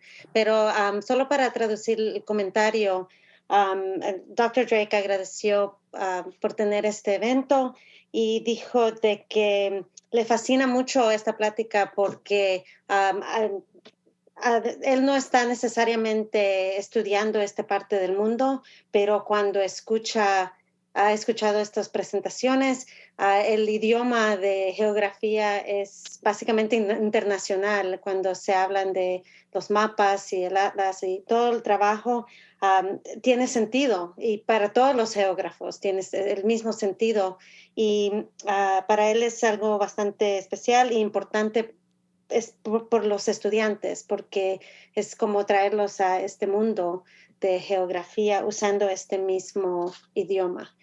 Y su pregunta fue sobre la privatización de la tierra, porque él nota de que, por ejemplo, en partes del sur del Océano Pacífico, la tierra parece más, o sea, sostiene todo el impacto natural, pero la tierra, él quiere saber si la tierra que es privatizada no tiene el mismo, o sea, no sostiene y no es fuerte como la tierra que es libre sin la privatización. So, la doctora Rader va a responder. Yeah, thank you, Luke, for the question, and thank you, Daisy, for translating it so well. So the communities in Mexico, which are ejidos, as you mentioned, Luke, are really interesting because a lot of them are products of migration, internal migration into areas that the Mexican government deemed critical to start taking natural resources from.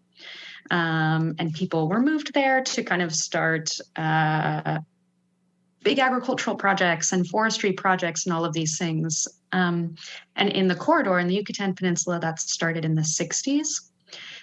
But how the ejidos were originally set up were as forest commons for the communities. So the land and the forest within the communities was common property, and the community members could manage it accordingly. And since these big three policies in the 90s, which are deemed kind of the start of this neoliberal turn in Mexico for land management, there has been a big push to privatize what has traditionally been common forest land in the ejidos. And it is pretty variable across the Yucatan Peninsula in terms of how communities have engaged with the policies, whether they've adopted the policies, and to what extent they're privatizing their forest commons. And for the communities that have chosen to privatize their forest commons, they have seen, or they are, and express that they're pretty concerned about drought, essentially. So it'd be interesting to hear from Yusuf, but they're concerned about their water availability. They've seen more wildfires, which traditionally hasn't been a huge thing. It's been a thing, but now with the drought and now fire risk is increasing. And also with the privatization, more people are moving away from the ejidos, so their populations are decreasing. Those are just some common trends that we've heard about. And it'd be interesting to talk to the UNAM geographers, because there were also concerns in the most recent program, Sembrando Vida, and the semi-privatization through Sembrando Vida, about soil health, and how Sembrando Vida as a program is promoting planting these particular plants that don't grow well in the soil there in the Yucatan Peninsula. And that's causing additional problems on top of water problems and all of these kinds of things. So the relationship between policy and privatization is pretty interesting because it's kind of in a transition period. ¿Gustas traducir, Héctor? Oh. Sí, a grandes rasgos lo que entendí es que programas como Sembrando Vida pueden generar más problemas que beneficios por el tema político y el manejo del suelo, y que es interesante que en la UNAM se esté pues estudiando una perspectiva pues más integral, ¿no? en algunos de estos temas. Rodrigo, no sé si captaste algo más. Ok, a grandes rasgos, Daisy, si quieres complementar, por favor. Sí, y de que aparte de eso, también en su estudio, desde 1960, estas comunidades se han creado, bastante rápido se crearon, pero era bastante entendido que era comunitario, era común, era área común, pero de que desde que estas pólizas recientemente han empujado la privatización, incluyendo este nuevo póliza Sembrando Vida, estas comunidades han sentido el efecto de la privatización en términos de la sequía. Tienen mucho miedo sobre la sequía. Ella ha visto también miedo sobre los incendios porque hay más riesgo de incendios ahora que estos lugares se han privatizado, y de que aún la población ha bajado porque muchos se han ido de estas comunidades que optaron privatizarse. Entonces, así como dices, de que es interesante cómo la póliza y lo social y la geografía vienen a juntarse en este momento, y será interesante ver el futuro. Ella está bastante interesada también de ver cómo UNAM también puede explorar esta intersección. Okay, thank you to all. Sí, tenemos una pregunta más, si hay tiempecito. Okay. Ed? ¿Alguien más preguntó? Sí. Okay. Yeah, hi everyone. Oh, is it my turn, Daisy? Yeah. Okay. Thanks everyone for really a great morning. And I know part of our discussion today is about future directions, and there seems to be endless directions that we can go with this. And, we here at CSUN have a small cohort right now who is interesting that we're trying to expand. And I also want to introduce my friend and colleague, Nelly Duran, who's here from nutrition, and she posted something in the chat room. But, and I know she would would very much like to be involved with this as well. So how do we move forward? And I think the one thing that I notice is a lot of us are doing mixed methods research. And I think that creates a lot of opportunities with obviously working with the, massive data set that UNAM has built, but also an opportunity for a lot of field work. And a lot of us getting out into Mexico, or maybe folks coming here or to the border or meeting somewhere out there. So how do we get this moving? And I want to know, I'd like to hear the thoughts from the UNAM folks about how would you like us to engage with you, whether it's in Mexico City or somewhere else. And I'm just trying to, start the conversation, I guess, that will be ongoing, hopefully for many years, but. Okay, thank you, Ed. And Rodrigo, voy a traducir y tal vez regresamos a responder esta pregunta porque es para el siguiente parte de la agenda. De acuerdo. Okay, so lo que está diciendo Ed es de que gracias, y que él mira mucho en el futuro porque hay muchas maneras de seguir colaborando y de seguir buscando estos proyectos, y de que en CSUN hay un grupo pequeño que quiere expandir el estudio en estas áreas, y que también tenemos una colega en nutrición, doctora Nélida Durán, que estudia la salud pública y sistemas de comida. Y entonces, con este sentido, nosotros miramos un futuro bastante amplio, especialmente porque estamos usando metodología mezclada, y para nosotros, o para Ed, el futuro es estar en persona, estar en el campo estudiando estos problemas y buscando soluciones. Y entonces la pregunta de él es cómo nuestros colegas en UNAM miran que podemos avanzar colaborando, y cuándo y cómo y a dónde, porque nos gustaría seguir moviendo hacia el futuro. So, yo sé de que esta es una pregunta para el siguiente porción. Quisiera parar aquí y tal vez responden cuando regresemos.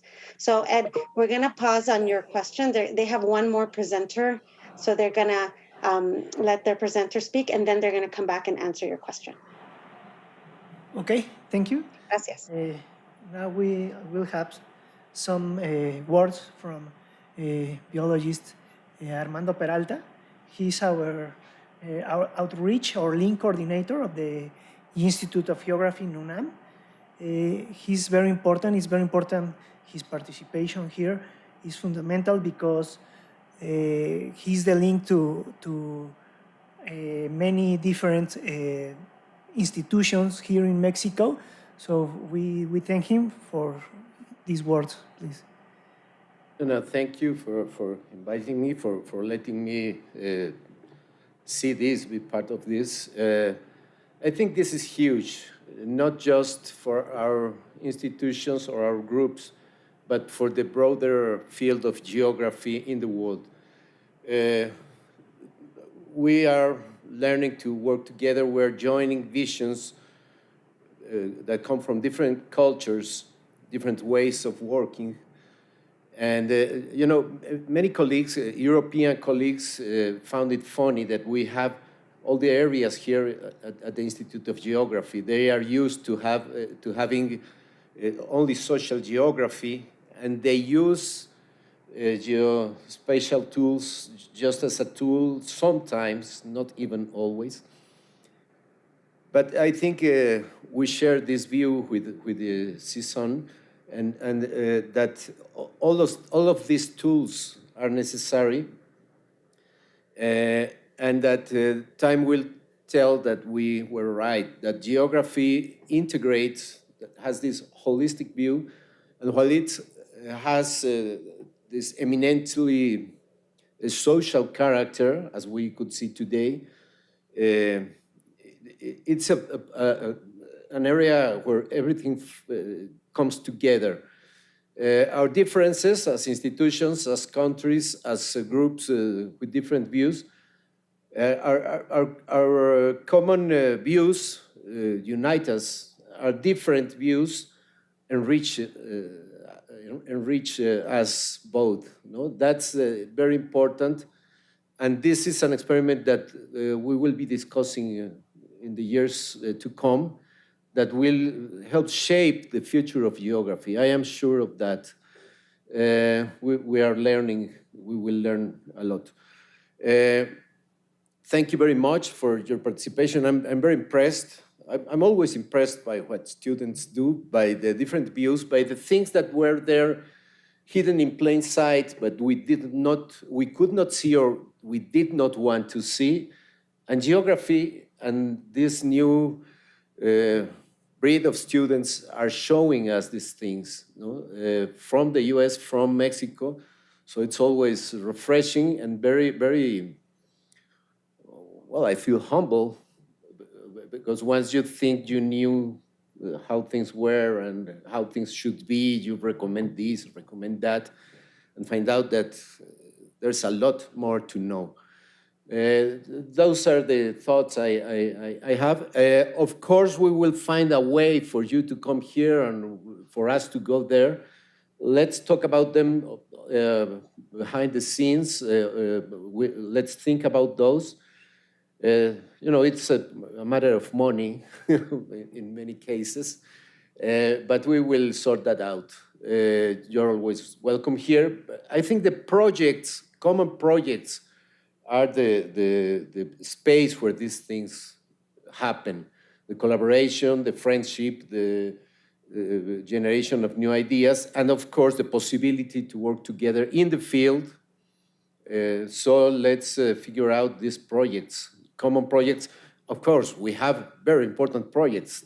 Dr. Chias, Hector, the whole group in CSUN and here have been working, but let's now tackle this field work possibility together, imagining new projects.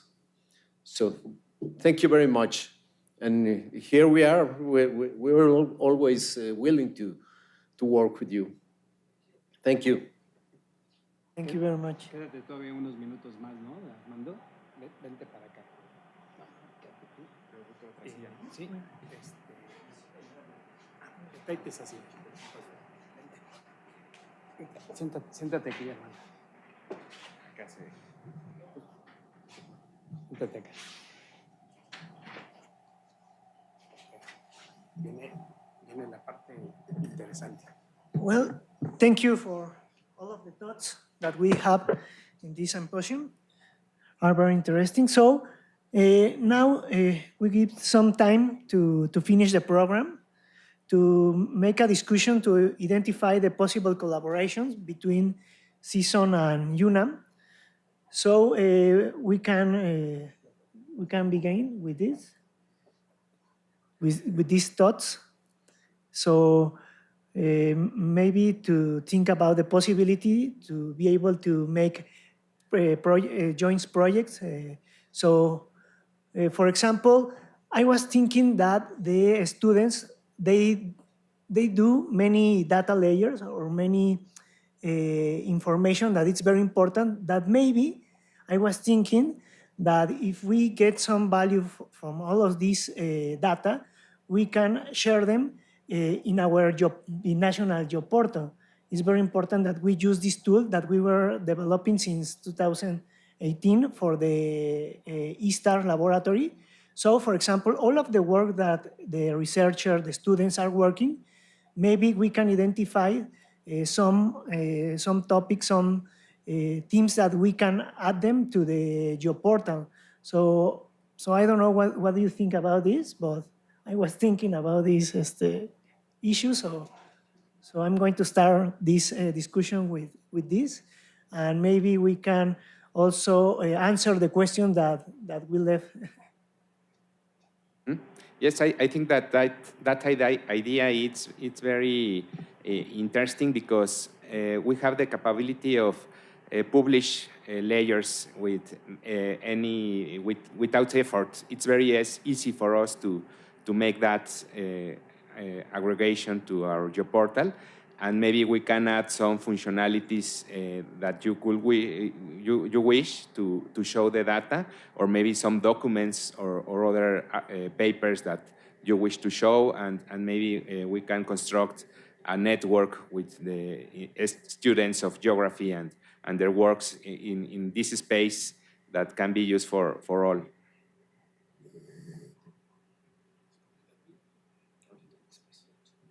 Yeah, I would say that makes a lot of sense to us because, first of all, we don't want to recreate what you've already done, but also because we're, not in Mexico, that your ideas will be the catalyst for us to build upon and to create collaborations and to, have better discussions moving forward. So I think if we could see what the folks there are doing, that might be a good place to start.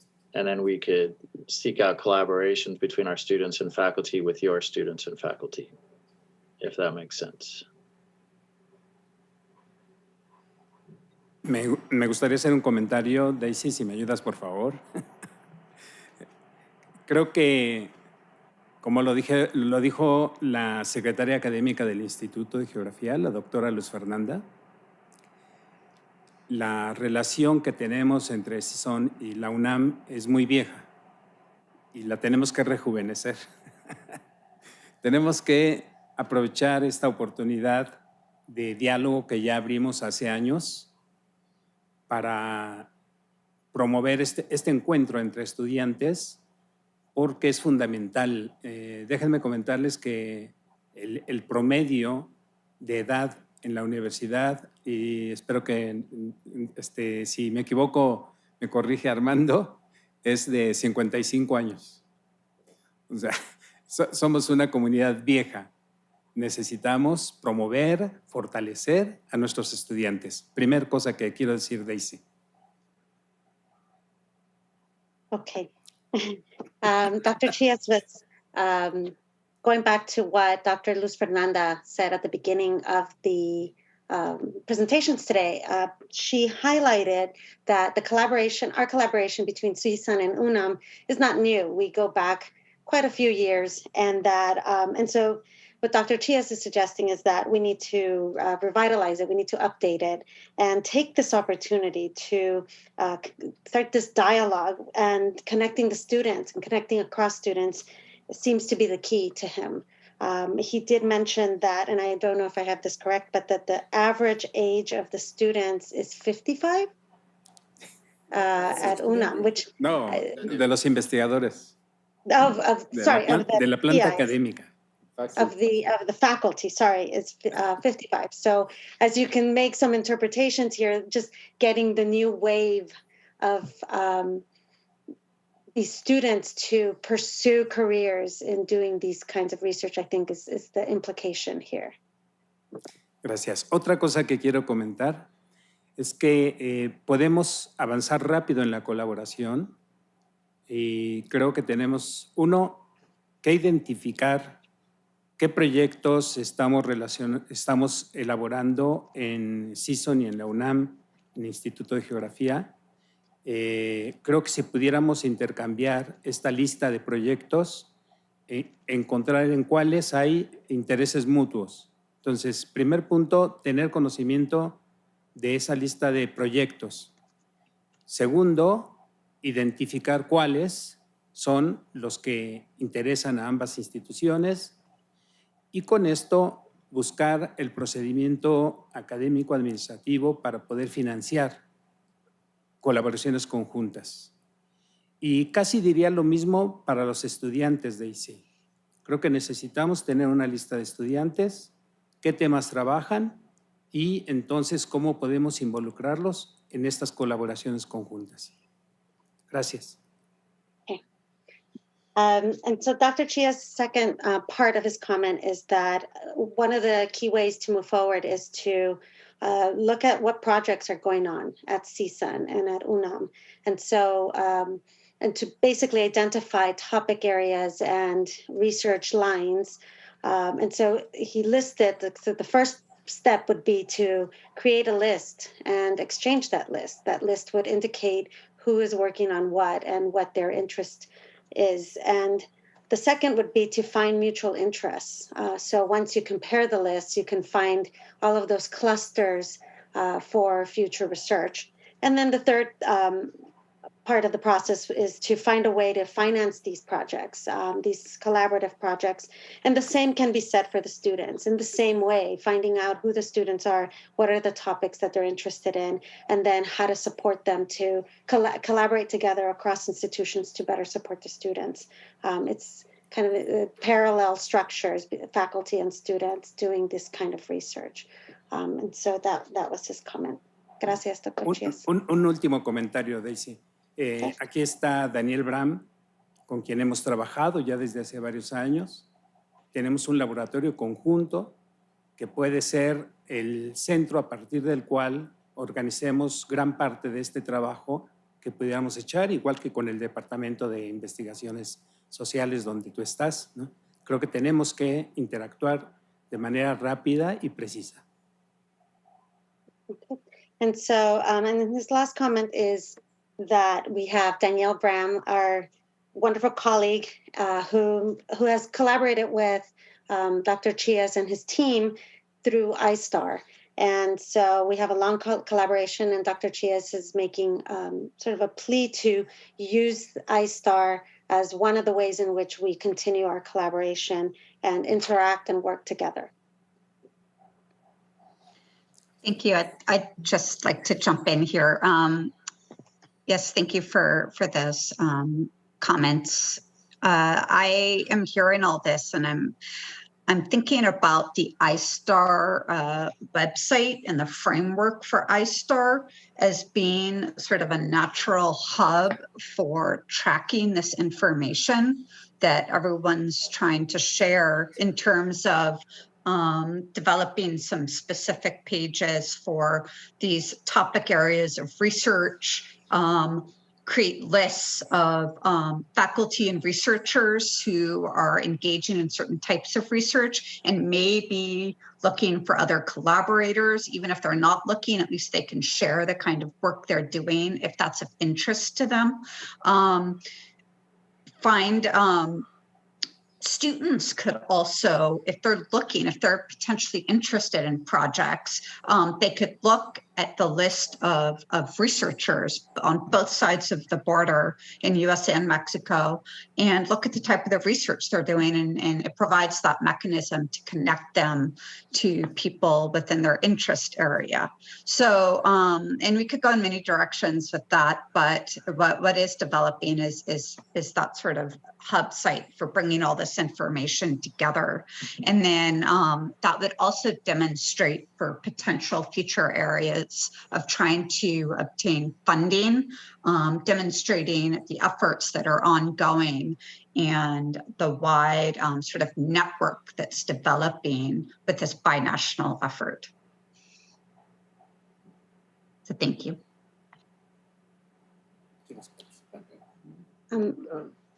I think that we could have another discussion after we share this list, have another meeting to see which ones were of mutual interest, or whether we identify the need for a new project, that makes use of our capabilities, our shared capabilities, and try to put a name on it and make proposals, send requests, funding requests to foundations to see the different options for financing. This is very interesting for those who are supporting projects, to see two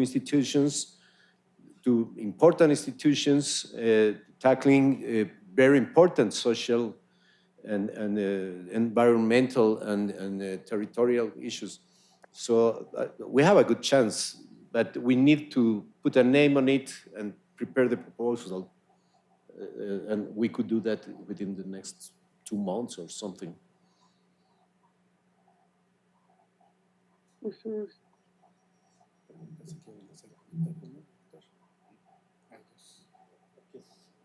Do you have comments? ¿Algún comentario? I was thinking about what Daniel says, and it can be also research projects. We can add the topic of data of mutual interest. We maybe think in integrate a data repository of geographic and statistical data of mutual interest for the development of these studies and projects. And maybe the first phase can be use the data that is already structured. We can add this to this idea. I have a quick comment, and kind of from the outside also. Would it be possible to add sort of a list of typical funding sources that seem to support research projects in all of these areas? I think sometimes we don't know what to do because we don't know that some of these sources already exist or have already funded projects like the ones that we are seeking to do. So it would be really helpful. I know in the US, we have some typical funding sources, and like Dr. Peralta was saying, they like when we collaborate across institutions, across states, across countries. And so maybe there is something like that also in other places. But it would be nice if the lists are being created, whether they come from ISTAR or GITS or Geography, the institutes or the departments, that a list that accompanies the list of interests is also a list of funding sources that typically fund projects like these. One good thing right now is our new college grants officer is on this call. And so we're just messaging. So I think she could be an important ally for us in all of this and to work with all of us together. But maybe a meeting in the near future to discuss. There she is there, Denisa. Yes, if I may have a few seconds. Hi, everyone. It's a pleasure being here. Dr. Jackiewicz, thank you so much for inviting me. I have, just to start with, I want to say that both institutions have created some very impressive relationships that definitely should be acknowledged with projects.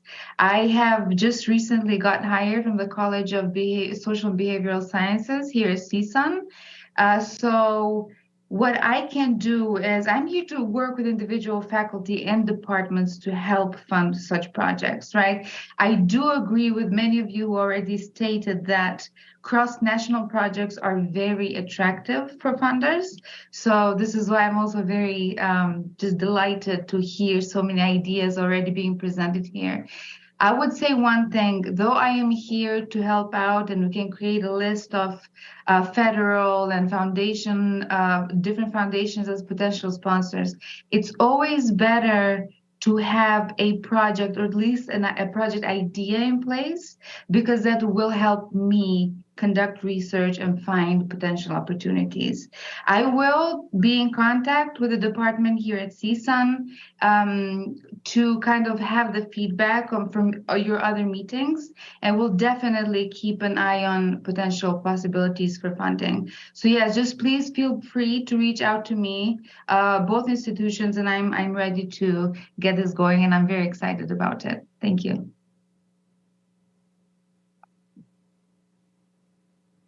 Yeah, that's very interesting. We will reach out to you for sure, and let's assemble this database.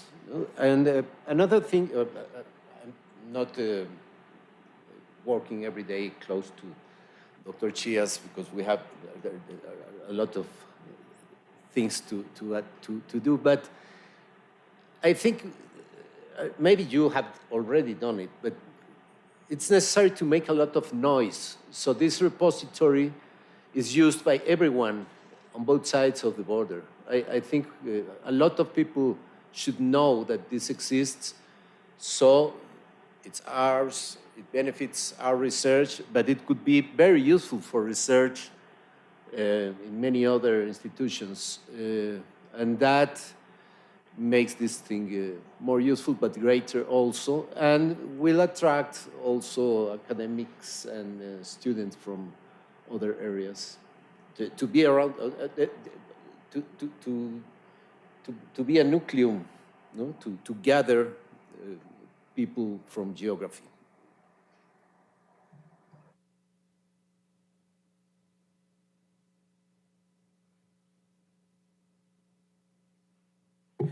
Do you have any other comments?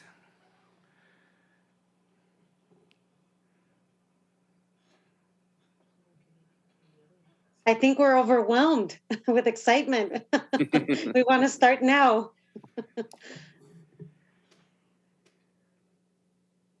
Podríamos fijar una nueva fecha para reencontrarnos, Daisy, y que hagamos la tarea de esta lista de no solamente proyectos, sino también fuentes de financiamiento que cada institución puede tener visualizadas, que puede ser la base para que podamos echar a andar algo, ¿no? Esa lista de estudiantes también, en qué están trabajando. Los datos de interés mutuo. Exacto, datos de interés mutuo, así concretamente como lo dice Héctor. Si podemos en unos 15 días quizás reunirnos en un grupo pequeño y ya podemos trabajar para tratar de empezar a seleccionar esos proyectos. Sí, para nosotros empezamos un mes, el último mes de nuestro semestre. Entonces, estas siguientes 3 semanas son un poquito intensas y después tenemos nuestras graduaciones y eventos. So es quizás mejor como para la última semana de mayo o en el verano, que es un poquito más difícil, pero yo sé que ustedes terminan en junio. So tal vez para la última semana de mayo, si quieres, buscamos fecha. Sí, cómo no. Adelante. Si tienes calendario, ¿tienes una propuesta, Héctor, de una vez? Ed, they want to, and everybody actually, they want to propose that we meet again, and this time that we meet with sort of an idea of the topics and the kinds of areas that we want to research, and to develop this list of interests so that accompanied next to it will come a list of funding sources. So let me mute this person. And so I was mentioning that the next 3 weeks at CSUN are hectic because we have finals and we have graduations and ceremonies. And so I was suggesting the last week of May, or somewhere toward the last week of May, to have this follow-up. Did you want to throw out some dates now, or how do you want to go about this?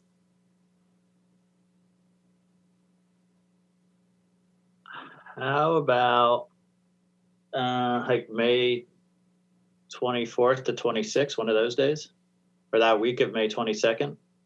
Okay. Luis, estamos, Dr. Jackiewicz dice que el mayo 24, 25, 26, para nosotros el 29 es feriado.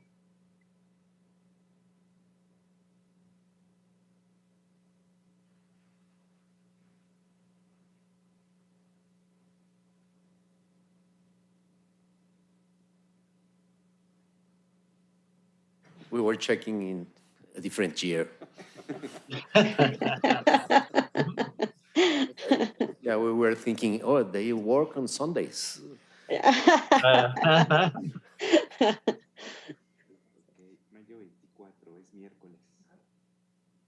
Wednesday, 24th. Okay.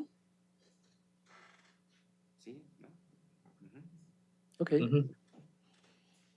Wednesday, May 24th. Si les parece el mismo horario, Ed, and friends, do we want to do it at the same time in the morning time? Sí, de acuerdo.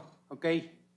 It does work for them. I just checked, but also does it work for us to do it 9 a.m.?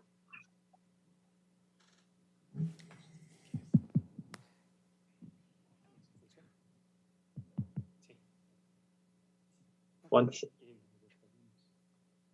Yeah, I could do morning. Morning is good for me. I have a flight that day at 12:30. So if we could do it in the morning, like even 8 o'clock is fine, like 8 to 10. How does that sound? Is there 2 hours? Dr. Jackiewicz está proponiendo que sea de 8 de la mañana a 10 de la mañana, hora Los Ángeles, que son 9 de la mañana a 11 de la mañana, hora México. Muy buena hora. Okay. Perfecto. Okay. Muy bien. Daisy, you'll send us all an invite? Yes. Okay, perfect.